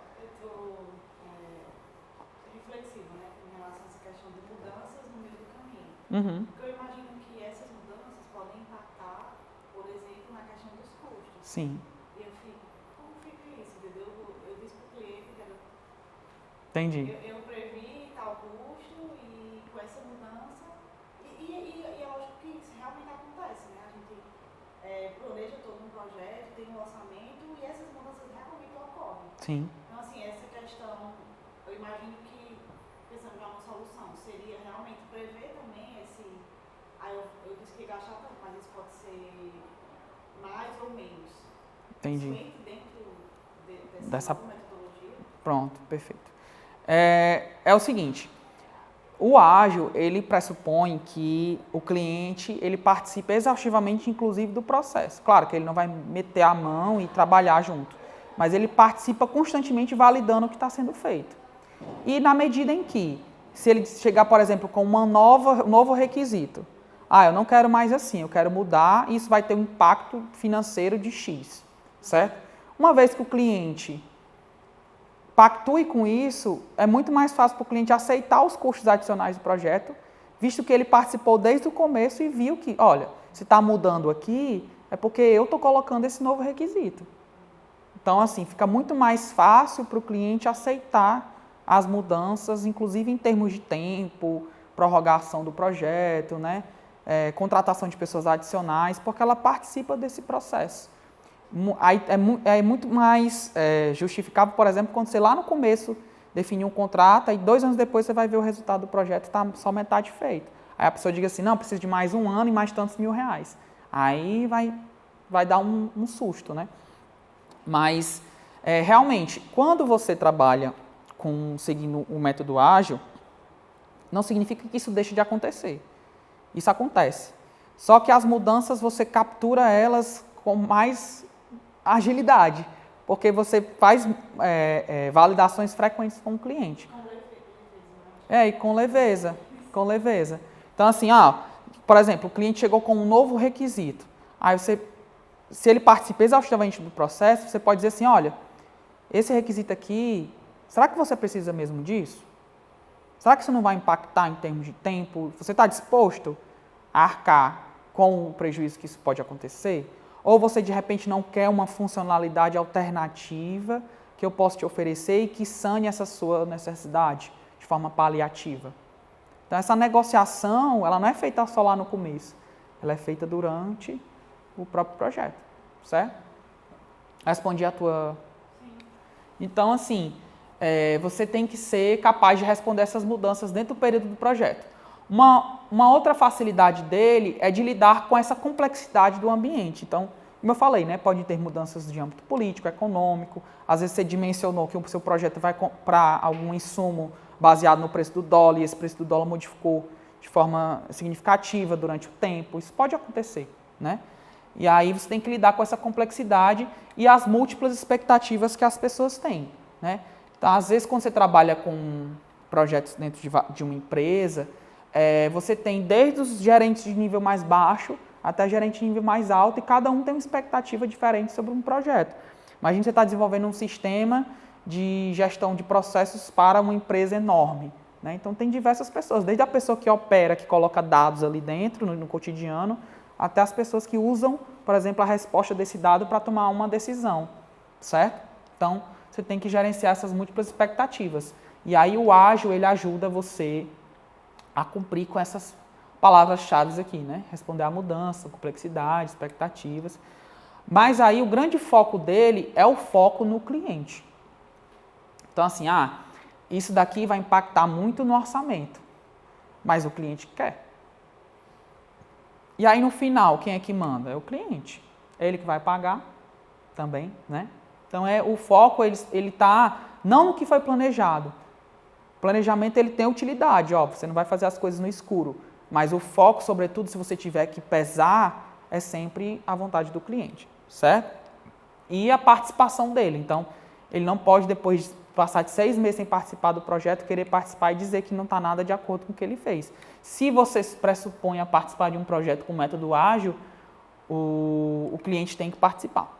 Outra questão dele é valorizar e priorizar as pessoas envolvidas, né? Então, você tem que dar autonomias para as pessoas, porque no final das contas, o que gera valor são as pessoas, é o trabalho, né?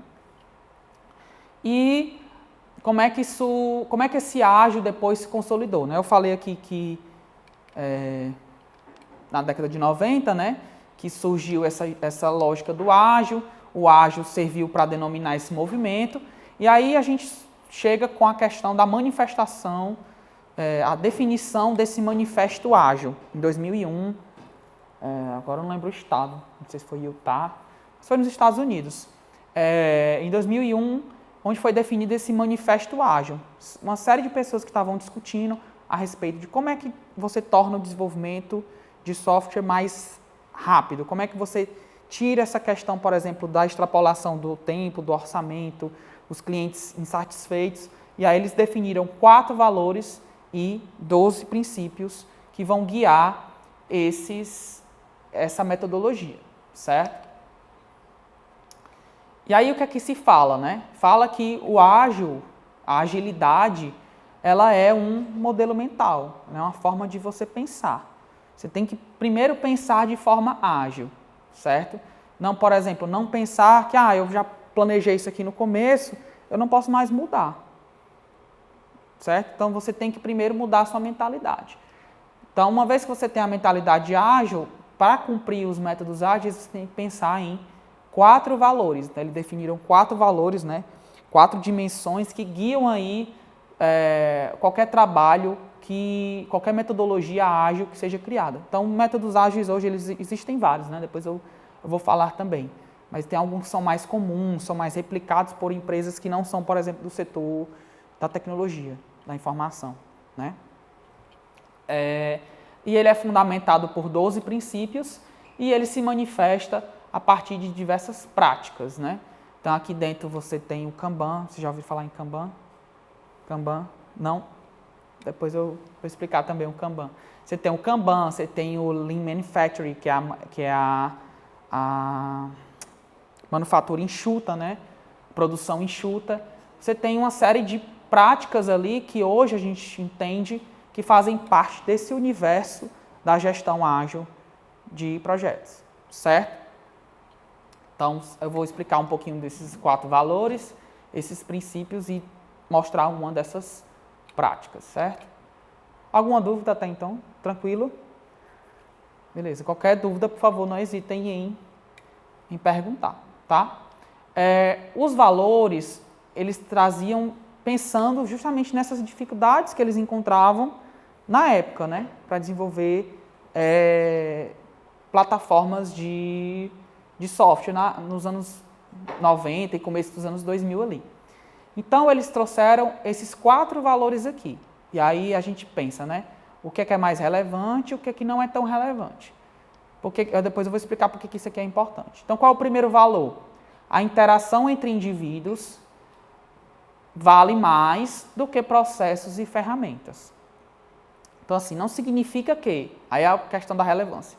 Não significa que essa coluna aqui, da perspectiva tradicional, ela não seja importante.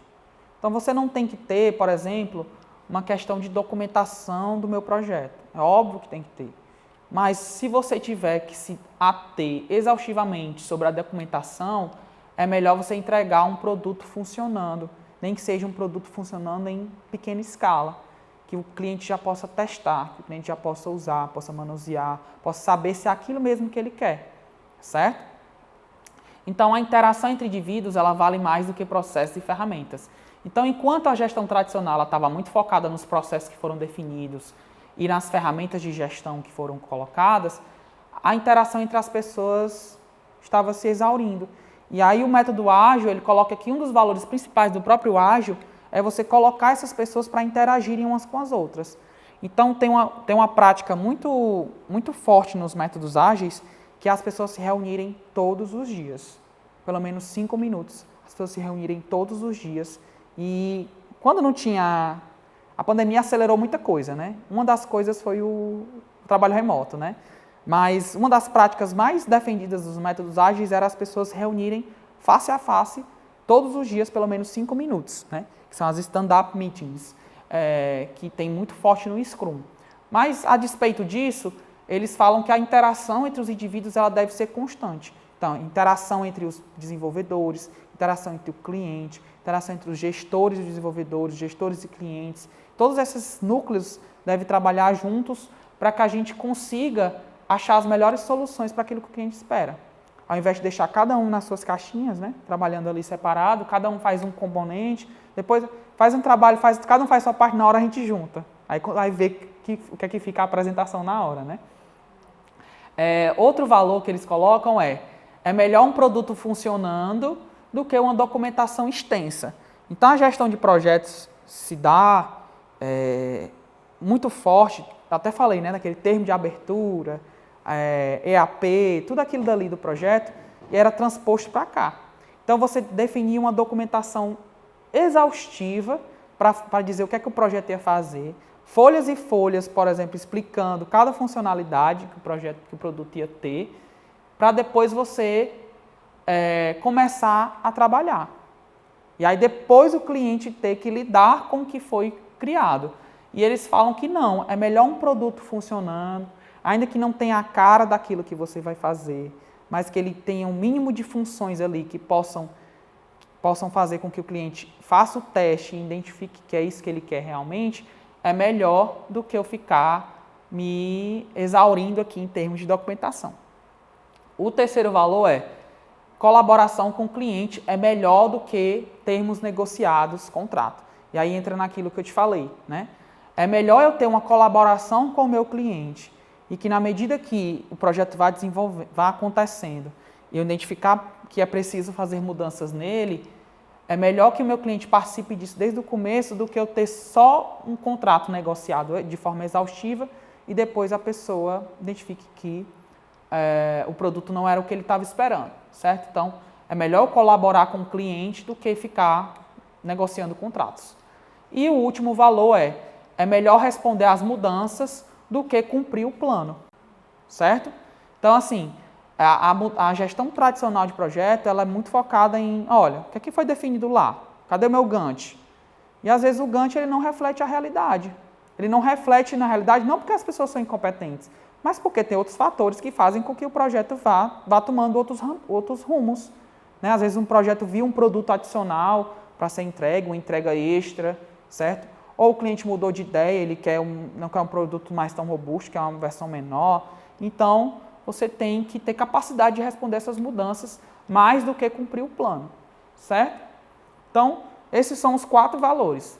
Interação entre as pessoas, produto funcionando, colaboração com o cliente e agir, né, responder às mudanças, né? Então, isso é mais relevante que isso. Não significa que isso aqui deixe de acontecer. Você tem que parar de documentar, você não vai ter nenhum processo, nenhuma ferramenta, você não vai ter contrato. Claro que tem, mas se você tiver que priorizar, você prioriza responder às mudanças do que cumprir o plano, certo? Então, esses são os 4 valores do Agile. Beleza, pessoal? Tem que ficar olhando aqui a hora, senão eu me perco aqui.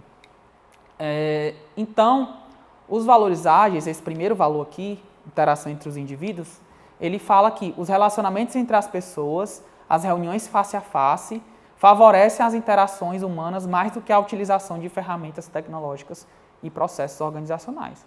Então, um dos valores do ágil é que a melhor fonte de solução para problemas são as próprias pessoas.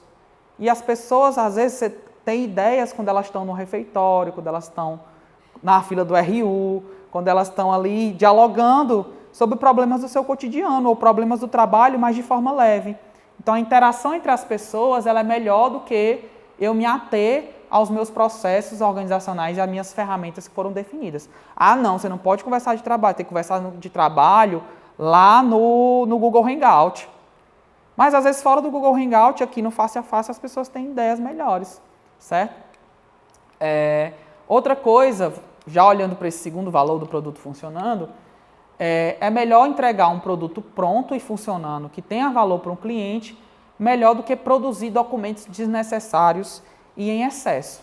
E aí, lá na FUNCAP, trazendo o exemplo da FUNCAP, né?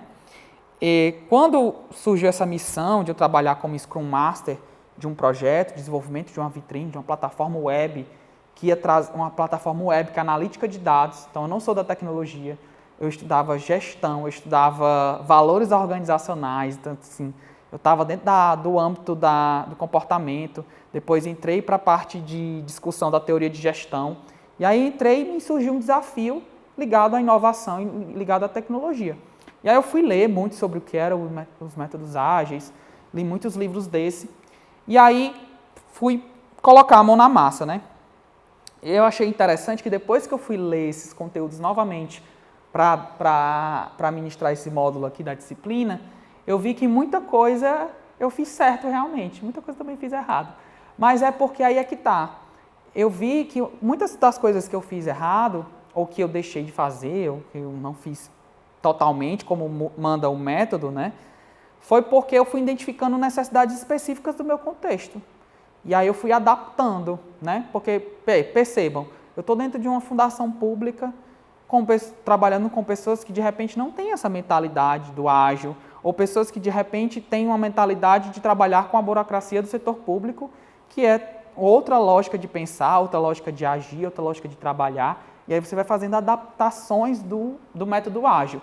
E uma das coisas que eu fiz certo foi o seguinte, assim que a gente foi entender o que é que a fundação esperava, né? Eu quero uma plataforma que mostre ali tudo o que foi investido em termos de ciência, tecnologia e inovação, eu quero trazer os resultados mais impactantes que foram colocados, eu quero trazer alguns dados com alguns dashboards, E aí a gente foi entender o que é que o cliente queria. E aí a gente colocou 3 professores, né, que seriam 2 cientistas-chefes, o professor Jorge foi um deles, o professor Gomes, que era o antigo pró-reitor da UFC, e o professor Abraão, que acho que deu aula nessa disciplina aqui também, que é professor da engenharia de produção. A gente colocou eles para discutir. Então, boa parte da nossa reunião era eles conversando. E aí eles iam dizendo, olha, eu acho que isso aqui deve ser assim. A gente foi tomando nota, foi entendendo o requisito. E aí os meninos vinham com linhas de código. Ah, eu fiz um código aqui para gerar um dashboard assim, é um dashboard assim que vocês querem, isso aqui. Aí eu comecei a pensar, gente, vamos fazer telas dessa plataforma, ainda que não tenha nem um pouco a cara do que vai ter, mas é só para eles explicarem o que é que eles querem. Então vamos entregar um produto pronto. A gente foi desenvolvendo telas, claro, muito diferentes do que a Vitrine tem hoje. Ela tem hoje a identidade do governo do estado do Ceará, ela é bem mais bonita, mais atrativa visualmente, mas na época a gente foi trazendo microentregas para que eles fossem validando o que é que eles faziam, né? Então é melhor eu entregar um produto pronto e funcionando que tenha valor para o meu cliente do que eu ficar produzindo documentações extensivas. Então, vamos fazer aqui uma análise de requisitos, senta aqui comigo, me diz o que é que tu quer ponto a ponto. Não, a partir do momento que eu comecei a desenvolver microtelas e porções do meu produto, ele foi conseguindo clarear a cabeça dele, entender até o que ele queria, certo? E aí a gente atende bem a esse valor, né? Produto funcionando. O outro valor é favorecer a colaboração com o cliente e incentivar que este participe de maneira mais próxima do produto que está sendo desenvolvido. Então, quem é que a gente lá na hora a gente definiu como cliente? A gente definiu o professor Jorge, ou o professor Gomes e o professor Abraão como clientes. Então, eu ficava na parte de gestão e os meninos desenvolvendo. Aí, o primeiro critério que os meninos usavam era o meu, né? E depois iam para o critério deles. Então, eles participavam, toda reunião, eles estavam lá, participando do desenvolvimento desse produto, certo? E aí, depois, eles não vão chegar e dizer assim, isso aqui não era o que eu queria, não. Isso é o que você queria sim, porque você participou desde o começo. Então, não tem como não ser algo que você queira, certo? Então, você tem que colaborar e incentivar que esse cliente participe.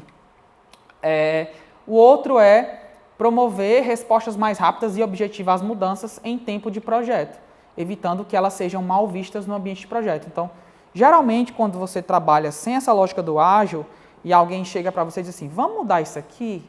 Aí você ramocha assim, né?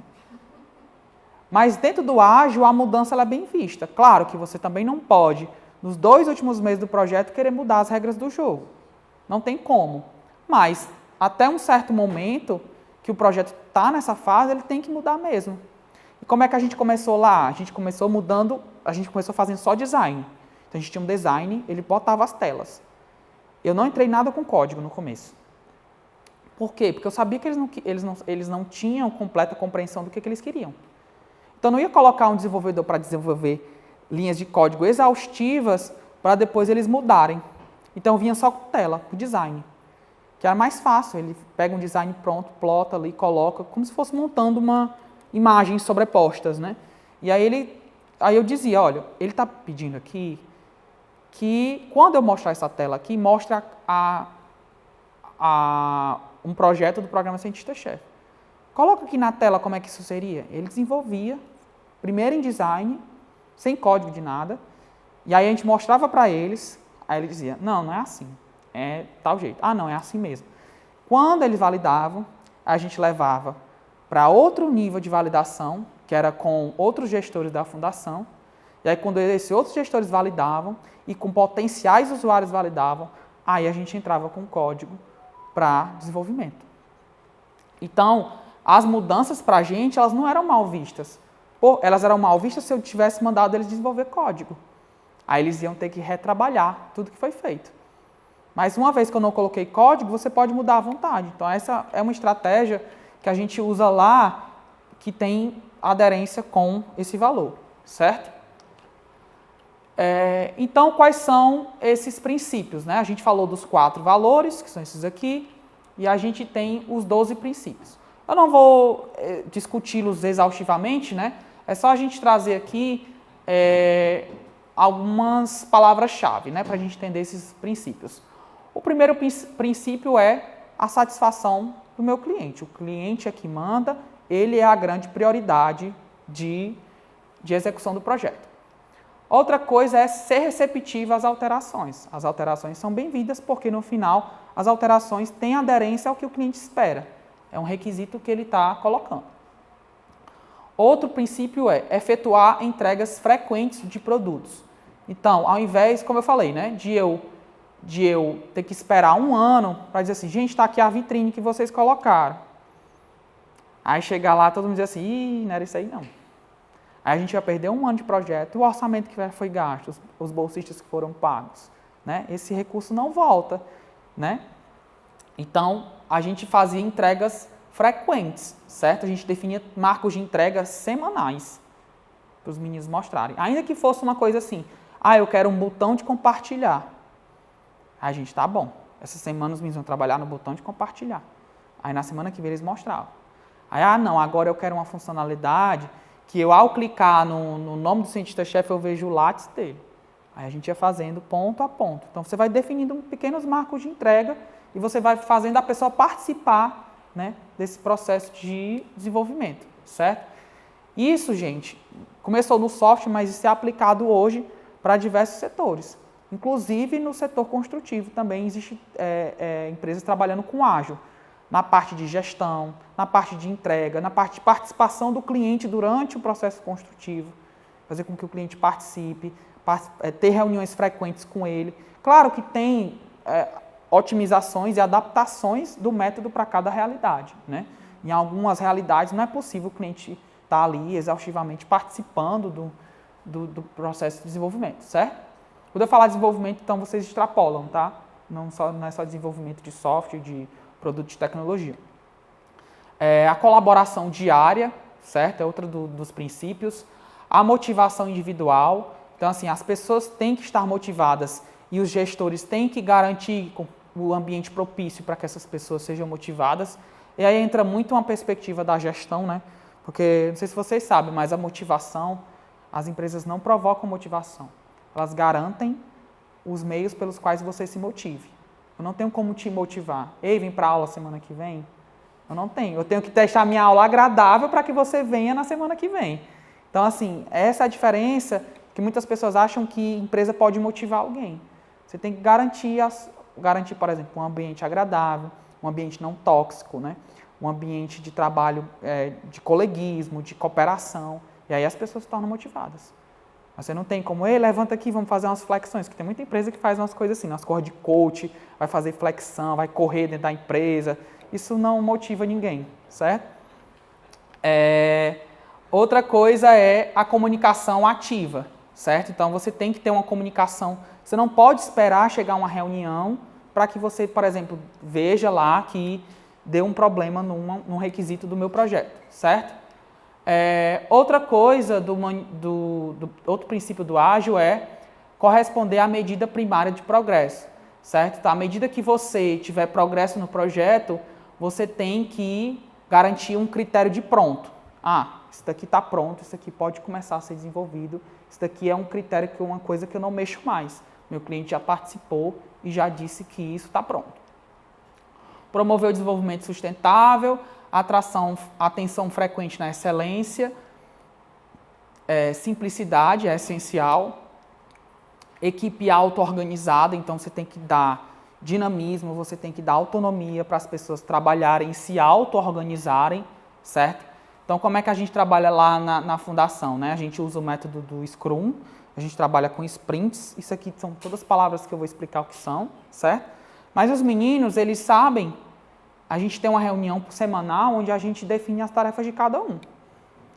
Eu, como Scrum Master, qual é o meu papel? É garantir que os meninos façam o que eles comprometeram a fazer, ou seja, de repente ele encontrou um obstáculo, ele precisa de um dado que ele não tem, ele precisa do contato de alguém que ele...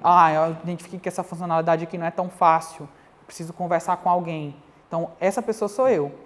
Então, eu não fico no pé dos meninos todo dia dizendo assim, gente, e aí? Estão trabalhando? Deixa eu ver, ligar a câmera aí, deixa eu ver se vocês estão trabalhando mesmo. Eu não fico isso. Então, eu deixo eles autônomos desde que eles entendam que no final da semana eles têm que entregar o que eles comprometeram a entregar. Então, eu dou liberdade para eles trabalharem. Eu falo o tempo todo, gente, a gente aqui não tem um vínculo formal, né? Os meninos são bolsistas, todos os bolsistas trabalham nessa modalidade, então vocês fazem as horas de vocês na hora que vocês bem entenderem. Se vocês quiserem trabalhar à noite, se vocês quiserem ficar a semana toda fala assim, se quiser ficar a semana toda de perna para cima e trabalhar só no final de semana, fica a critério de vocês. Desde que você entregue o que vocês comprometeu a entregar. Então, eles se auto-organizam nesse sentido, certo? Eles fazem ali seu microgerenciamento. E o último ponto é, você tem que refletir cotidianamente sobre o que você faz e como você faz para você propor melhorias, certo? Então, esses são os 12 princípios do ágil. Então, só explicando isso aqui em outros termos, né? Então, eu tenho que promover a satisfação do meu cliente por meio da entrega contínua e adiantada, certo? Aquele ponto que eu falei, né? Eu trazia as telas de forma constante e aí as pessoas, é isso aí mesmo, não é isso. Então, você foi, inclusive, clarificando para as pessoas a ideia desse produto, certo? Isso acontece, sobretudo, gente, em projetos quando você está, que a gente chama ainda, você está no discovery, né? Você está ainda entendendo o que é que você quer realmente. Eu entendi que a FUNCAP precisa dar publicidade sobre os projetos que ela executa. Então existem inúmeras formas de fazer isso. E a gente foi entendendo como fazer isso, né? Então você satisfaz o cliente por meio dessa entrega contínua e adiantada. As mudanças são bem-vindas, mesmo que tardiamente. O produto funcionando em poucos meses ou semanas, né? Que é esse princípio aqui, efetuar entregas frequentes. Então, eu entrego um produto funcionando ali, meio que capenga, sem a cara que ele vai ter no final. Se o meu cliente vai ter uma tela linda, maravilhosa, com dashboard se movimentando, eu entrego ali o mínimo para ele ter uma ideia do que é que vai ser o produto final. Então, é um produto funcionando em poucos meses ou semanas. Trabalho diário de forma conjunta, fornecer ambiente e suporte para a motivação, garantir a confiança, né, entre as pessoas. O face a face é o método mais eficiente e eficaz de comunicação, que é esse daqui, né? Cadê? Colaboração diária. Eu acho que é isso, colaboração diária. Colaboração diária. Comunicação ativa. Que ele diz que o face a face é o método mais eficiente e eficaz de comunicação. Percebam que isso foi antes da pandemia, né? Eu acho que hoje, boa parte das empresas de desenvolvimento de software e outras empresas, até mesmo do setor de vocês, elas trabalham hoje muito forte empregando o modelo remoto, né? Então, esse digamos assim, um valor que ele precisa ser, um princípio que ele precisa ser adaptado, né? Então, você pode se reunir todo dia, mas não precisa ser ali no presencial, né? Você pode fazer um face a face, de repente, se reunindo remotamente. O software funcionando, ele é a nossa medida de progresso, tá? A gente entende que a gente está avançando. À medida que a gente tem o software funcionando, ainda que de forma parcial, certo? A capacidade de ritmo ele é constante e ele é indefinidamente. A atenção à excelência técnica e bom design. Então, um dos princípios dos métodos ágeis é entregar o produto, entregar bem da primeira vez. Ao invés de entregar e esperar você fazer melhor depois do feedback. Então, se eu posso fazer melhor antes do feedback, por que eu não faço? Vou ficar esperando a pessoa fazer, me dizer, para depois eu fazer? Então, se você tem os meios para fazer melhor, faça de forma com excelência técnica e com bom design.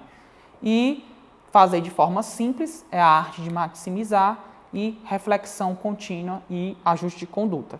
Depois, no Scrum, a gente vai ver que o Scrum ele é um framework, tá? Que ele define alguns artefatos, algumas reuniões, algumas coisas que as pessoas devem fazer quando elas querem trabalhar com ágil. Que elas dizem que você faz uma reunião, por exemplo, de que vai fazer uma entrega de 14 dias, você faz uma reunião primeira de planejamento, aí no final você faz uma reunião de retrospectiva e depois você faz uma reunião de plane, que eu não lembro agora é a sequência direito. É a reunião de plane, é a reunião de retrospectiva e a reunião de revisão.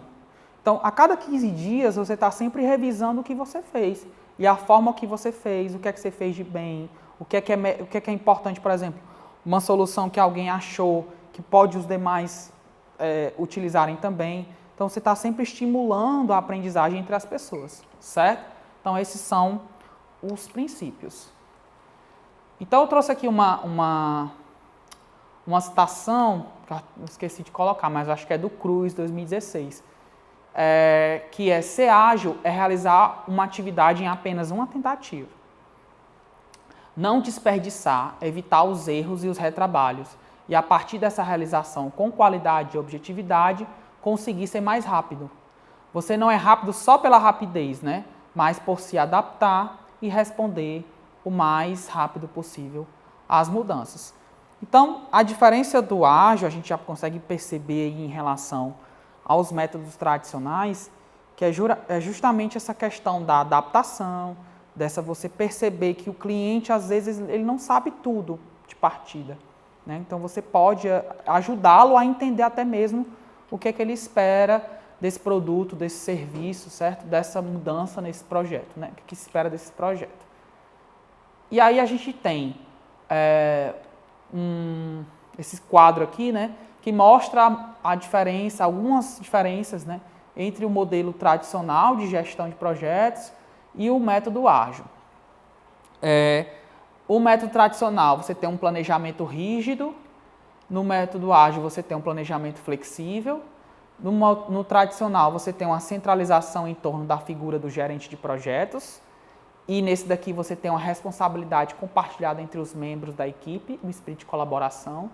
Então, no método tradicional, se os meninos, por exemplo, no meu caso, se os meninos não entregassem o que foi prometido, a culpa seria minha. Mas no método ágil, todos são corresponsáveis pelo que fazem. Então, o que a gente pactuou, olha, você tem uma semana para entregar isso. É possível? Esse botão de compartilhar aqui? É. Então beleza, você está se comprometendo que daqui a uma semana você vai entregar. A não ser que ocorra, claro, um evento excepcional e etc. Mas eles são corresponsáveis pelo que eles fazem, certo? Porque eles se comprometeram e ele tem esse espírito colaborativo, certo? Outra questão no método tradicional, você tem uma liderança que monopoliza toda a comunicação. Então, não. Se você quer falar com o professor Jorge, desenvolvedor, você tem que passar pelo André. No método ágil, a comunicação é fluida entre todos os membros. Então, a gente tem um grupo de WhatsApp. E aí eles falam lá, olha, professor, o senhor pediu aqui um botão de compartilhar, mas eu vi que não é tão fácil assim de botar, não. Isso aqui vai ser difícil, vai demorar 2 semanas, não é só uma semana, não. Entendeu? Então, eles têm esse canal livre de comunicação e existem as reuniões frequentes para que eles coloquem isso, né? Então, não tem ninguém monopolizando a comunicação entre eles, certo?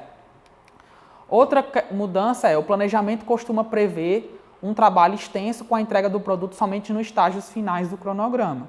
Esse é o tradicional. No ágil, você entrega partes do produto de forma contínua, com a intenção de obter feedbacks do cliente sobre o andamento do projeto. Esse daqui é mais foco em processos do que no produto, e aqui você tem menos formalidade e mais ênfase em chegar ao produto final, certo? Então, se a gente puder resumir ali as diferenças entre o tradicional e o ágil, a gente pode trazer esse quadro aqui, certo? E aí, o último ponto, para a gente concluir aqui, beleza, André, eu já sei o que é um projeto, eu já sei ali o ágil, né? Já vi os valores, já vi os princípios. E como é que se faz uma gestão ágil, certo?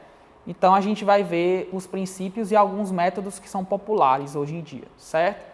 Aí eu vou guardar 2 desses métodos, para a gente ver na aula que vem, que aí eu vou falar sobre o Scrum, vou falar sobre o Sprint, e vou trazer exemplos dessa aplicação para as áreas de vocês, certo?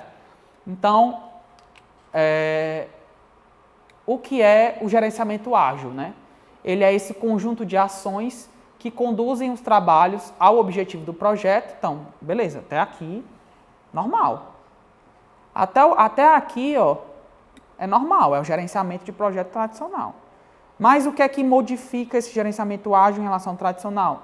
Porque você vai olhar para os valores do ágil e para os princípios do ágil. Então, você vai defini-los como centrais para você conduzir a sua gestão, certo? E aí, dentre os aspectos principais do gerenciamento ágil em relação ao gerenciamento tradicional, ele está em relação ao papel do time e do gestor. Então, no método tradicional, o time é que faz, o gestor é que manda. No método ágil, né, o time ele já tem um papel coparticipativo, coevolutivo nessa dinâmica desse projeto. E o gestor ele é um facilitador. Ele não é um coordenador, ele não é acho que na aula passada vocês tiveram aula sobre liderança, né? Então vocês viram perfis de liderança, né? Líder autoritário, esse tipo de coisa, vocês viram essas coisas? Os perfis de liderança. Mais ou menos? Mais ou menos. Porque tem na literatura tradicional de liderança, você fala muito sobre os perfis de gestão, né? Os tipos de líder, né? E no método ágil você tem um líder que ele é um líder mais que trabalha junto e que ele é um facilitador, certo? Então aqui eu trouxe algumas palavrinhas que são comuns, né? Do método ágil, o Scrum, que a gente vai falar na aula que vem, o Kanban, o XP, que é o Extreme Programming, o backlog, retrospectiva, flexibilidade, riscos, sprints, certo? São palavras comuns desse vocábulo do ágil, certo? Alguns deles, como por exemplo o XP, ele é um método ágil que ele é muito específico para a área de programação e desenvolvimento, certo? Já o Scrum não. O Scrum e os sprints, eles são os Kanban, por exemplo. O Kanban ele surgiu da indústria automobilística. Ele surgiu da Toyota Motors, né? Surgiu desse meio como uma forma de gestão à vista, né? Então, vocês nunca viram Kanban, eu vou aproveitar, que eu ainda não fiz os slides da aula que vem, vou aproveitar e vou trazer um exemplo de Kanban e vou trazer algumas aplicações dele, inclusive para as áreas de vocês. O Kanban é muito bom porque depois você descobre ele, você não quer mais voltar para trás, você não quer mais fazer outra coisa diferente. Porque o Kanban ele é uma forma de você organizar o seu trabalho. Então, não sei se vocês já viram aqueles quadrinhos com post-it que tem assim, a fazer, fazendo, feito. Vocês já viram esses post-its que você vai levando de uma coluna para outra assim?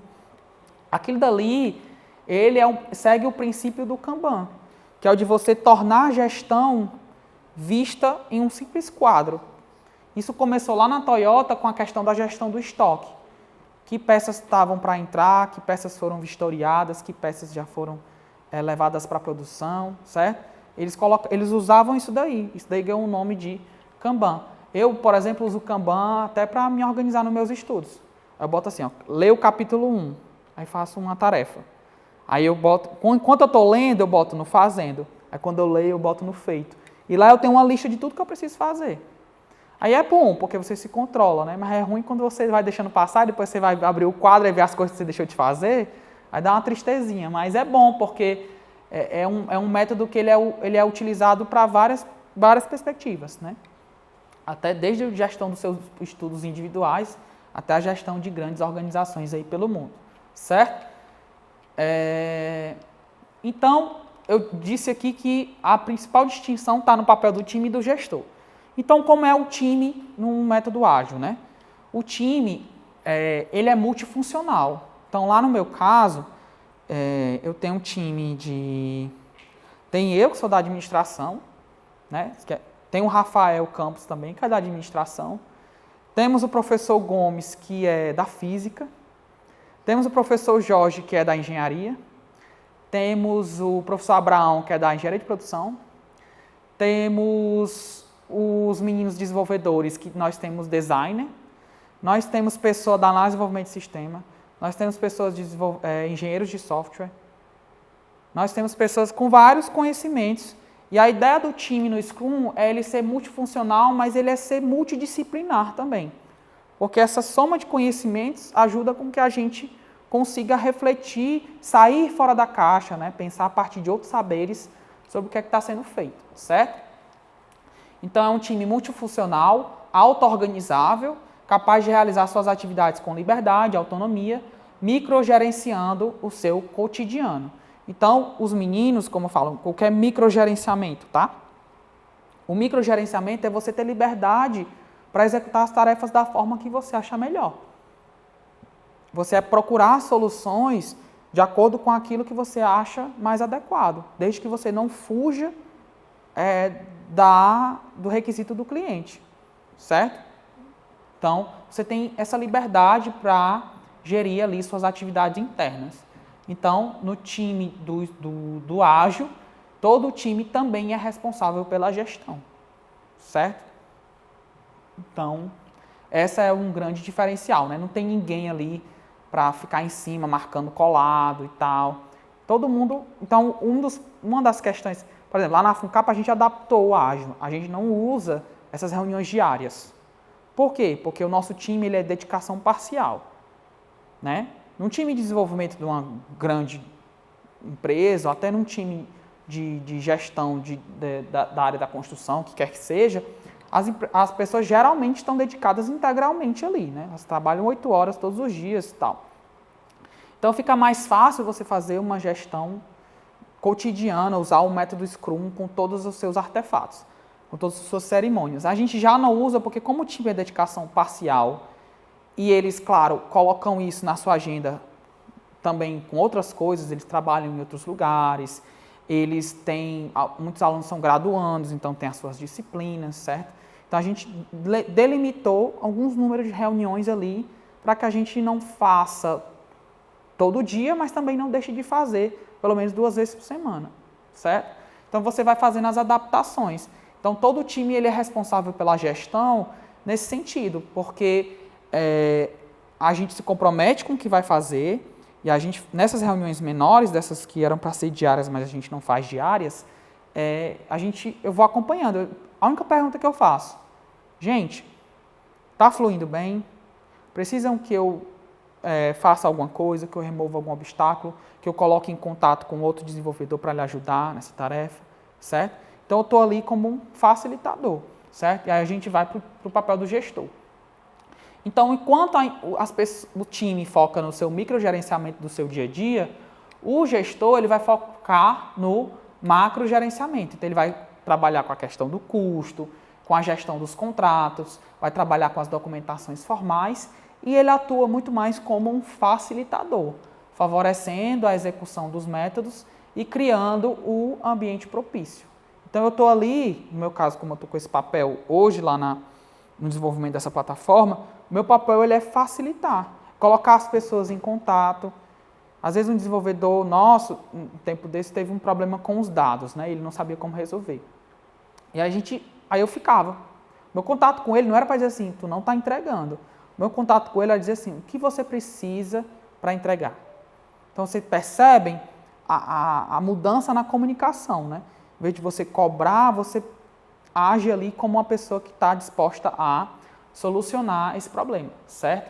Então, o gestor ele foca nos grandes gerenciamentos que não compete ao time, né? Que é essa questão de custo, contrato, documentação, e você facilita, né? Favorece a execução dos métodos e cria esse ambiente. Eu estou no último minuto aqui. Então, pessoal, eu trouxe só alguns métodos ágeis que são bem populares, tá? Esses 2 aqui, eu vou trabalhar na aula que vem, certo? O Scrum, o Sprint, aqui não está aqui, o Kanban também, que o Sprint ele é uma forma dentro do Scrum, né? Eu vou falar desses 3 muito rapidamente. Esse aqui, o XP, tá? Ele é muito forte para a área de programação, ele dita alguns valores e regras para a parte de programação. Tem o Lean Manufacturing ou produção enxuta, que surgiu também na Toyota. A produção enxuta também surgiu na Toyota, que é uma pegada, uns princípios de você cada vez mais focar naquilo que interessa para entregar valor para o cliente, você constantemente olhar para os seus processos e descartar os processos que não dão valor para o cliente, que a gente chama de desperdício, né? E tem o FDD, o Feature Driven Development também, tá? O XP, ele funciona nessa lógica aqui, né? Você faz um planejamento de meses para fazer as releases, né? Identificar quais são as releases, quais lançamentos do produto, quais funcionalidades do produto você vai entregar. Depois você faz as reuniões de interação, que são semanais, para saber o que é que efetivamente vai entrar no plano de produção. Aí depois, em questão de dias, você faz os testes de aceitação com o cliente. Em questão de horas, você faz as stand-up meetings, que são essas reuniões curtas e objetivas de perguntar como estamos e o que precisamos fazer hoje, o que fizemos ontem e o que precisamos fazer hoje. A gente tem os testes unitários, que são, antes desses testes de aceitação, você faz testes componente a componente do produto que você vai entregar. Esse daqui é uma outra questão que as pessoas... Engraçado, é um método que recomenda que as pessoas desenvolvam em pares. Por exemplo, se eu tenho 2 desenvolvedores, eles vão usar o mesmo computador. Aí um vai desenvolver e o outro vai continuar o código do outro. Mas vocês sabem por que isso é importante? Porque enquanto um faz o código, o outro já está revisando. Então, você não tem que ter um revisor de código. A pessoa está revisando no momento que está trabalhando. Então, assim, vocês duas são programadoras, vamos supor. Aí uma está programando, a outra está olhando assim, ó, eu acho que é melhor tu mudar aqui. Então, você vai fazendo, garantindo que esse código funcione à medida que ele é feito, certo? Então, quais são os princípios do XP, né? É a comunicação, o feedback, a simplicidade, coragem e respeito. Então, você faz plano de lançamentos, você faz planejamento das priorizações, e aí você cria as histórias. Histórias aqui para o pessoal do software, história é você explicando o que é que o cliente quer e como é que ele vai se comportar ao entrar na minha tela. Então, por exemplo, lá na nossa documentação do que a gente está desenvolvendo, tem uma professora só fazendo essa parte de documentação. Ela está olhando cada tela nossa e está pensando como usuário. Eu quero ver quanto a FUNCAP investe em inovação empresarial. Aí eu clico aqui. Então, isso é o que a gente chama de histórias. É você contar como usar a plataforma a partir da perspectiva do usuário, certo? Aí você faz teste de aceitação, reuniões diárias, teste de componentes individuais e constantes e as programações em pares.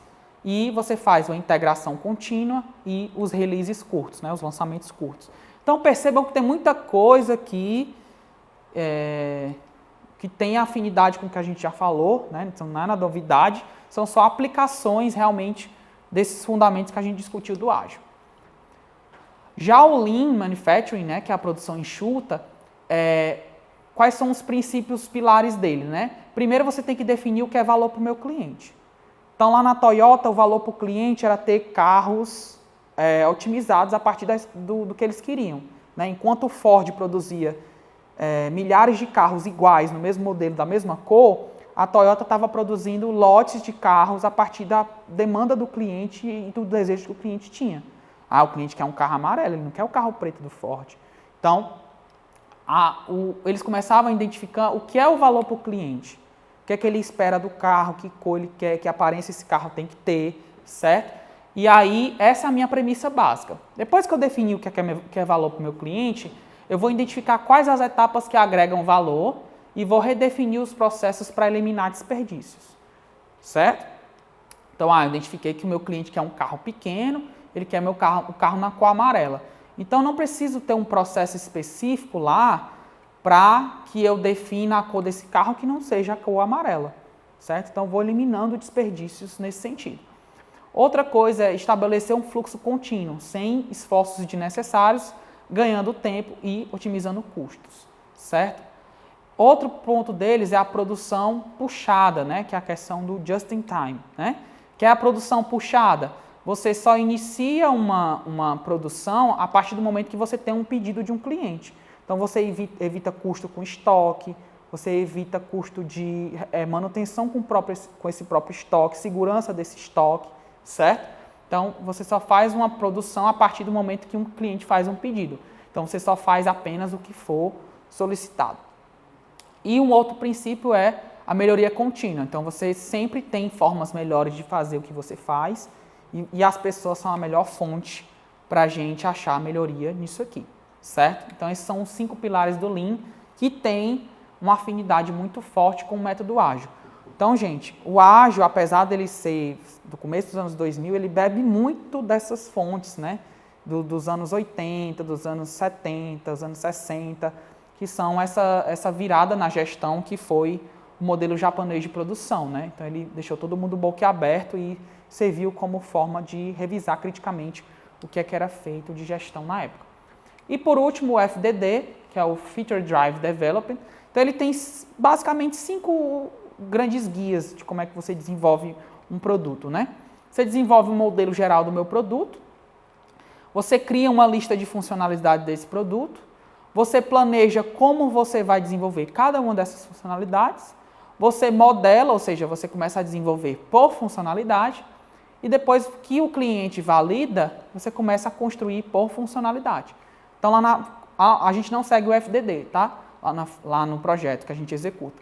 Mas, por exemplo, se a gente quisesse fazer primeiro um módulo falando sobre o que a FUNCAP faz em termos de ciência, a gente poderia definir tudo que esse modelo geral teria, ou seja, a gente definir todas as áreas da FUNCAP, aí depois a gente vai, quais as funcionalidades da parte de ciência, planeja cada uma delas e podia fazer área por área. Esse é um método de produção, de desenvolvimento de software que funciona, mas ele funciona sobretudo em projetos em fases iniciais. Então, lá na FUNCAP, como a gente não começou a desenvolver seguindo esse método na fase inicial, a gente não tem como aderir a ele agora. Entendeu? Porque ele precisa ser definido já no começo. Ele também funciona para projetos de grandes times, né? Então, com tempos de duração mais longos, e os riscos, nesse caso aqui, são administrados por parte do gestor, né? Então, não tem compartilhamento de risco, né? Enquanto o time de desenvolvimento está focado nessas 5 dimensões, o gestor está focado nos riscos, né? Então, eles são para projetos maiores, né? Então, eles são utilizados para empresas grandes, tipo o Google, tipo a Microsoft, as grandes empresas de desenvolvimento de software, certo? A Microsoft, se eu não me engano, tem até um método próprio também de ágil, que é dela mesma. Então, é essa a lógica do FDD, certo? E aí, ó, na aula que vem eu vou falar o que é o Scrum, o que é Sprint, que é uma subdivisão da Scrum, mas ele é um método de trabalho. Então, assim, na aula que vem a gente vai discutir os métodos de trabalho efetivamente. Então, a gente vai discutir, como é que eu trabalho seguindo uma metodologia dessa? Como é que eu me organizo? Professor, eu não quero trabalhar numa grande empresa, eu quero ser pesquisador, Mas, de todo modo, se você conhecer esses métodos aqui, o Scrum, o Sprint, você consegue fazer, inclusive, melhor aquilo que você faz no seu cotidiano, independente de que atividade seja. Porque você consegue se programar para fazer microentregas com seu orientador, não deixa para fazer a tese, a dissertação nos últimos 6 meses, que nem eu fiz, entendeu? Você vai fazendo microentregas ali e você consegue trabalhar nesse sentido. Beleza? E o último ponto é como é que implementa o Scrum, né? Como é que a gente começaria um projeto utilizando o Scrum, certo? E é isso, acho que eu extrapolei o tempo, um minutinho, mas extrapolei. Então, obrigado, pessoal, a gente se vê na aula que vem. Temos alguma dúvida a respeito do que a gente discutiu aqui? Eu me concentrei realmente em trazer essa parte mais basilar assim, para o começo, certo? Até para a gente entender de que a gente está falando, né? Que a gente está falando de métodos aplicados a projetos, aí a gente tem que explicar o que é um projeto, né? Tem que trazer essas coisas de partida, para eu não chegar assim, gente, o Scrum é isso aqui, ó, senta aqui, vamos fazer aqui um projeto Scrum, né? Eu acho que é muito conhecimento, sobretudo quando você não é dessa área e você não sabe nem do que é que fala o ágil, né? Se você me perguntou, o que é o ágil? Então, assim, a gente tem que trazer esses conhecimentos de partida, né? Esses conhecimentos iniciais. Beleza? Então, a gente se vê na aula que vem, quarta-feira de novo, nesse mesmo horário e canal. Beleza? Até a aula que vem.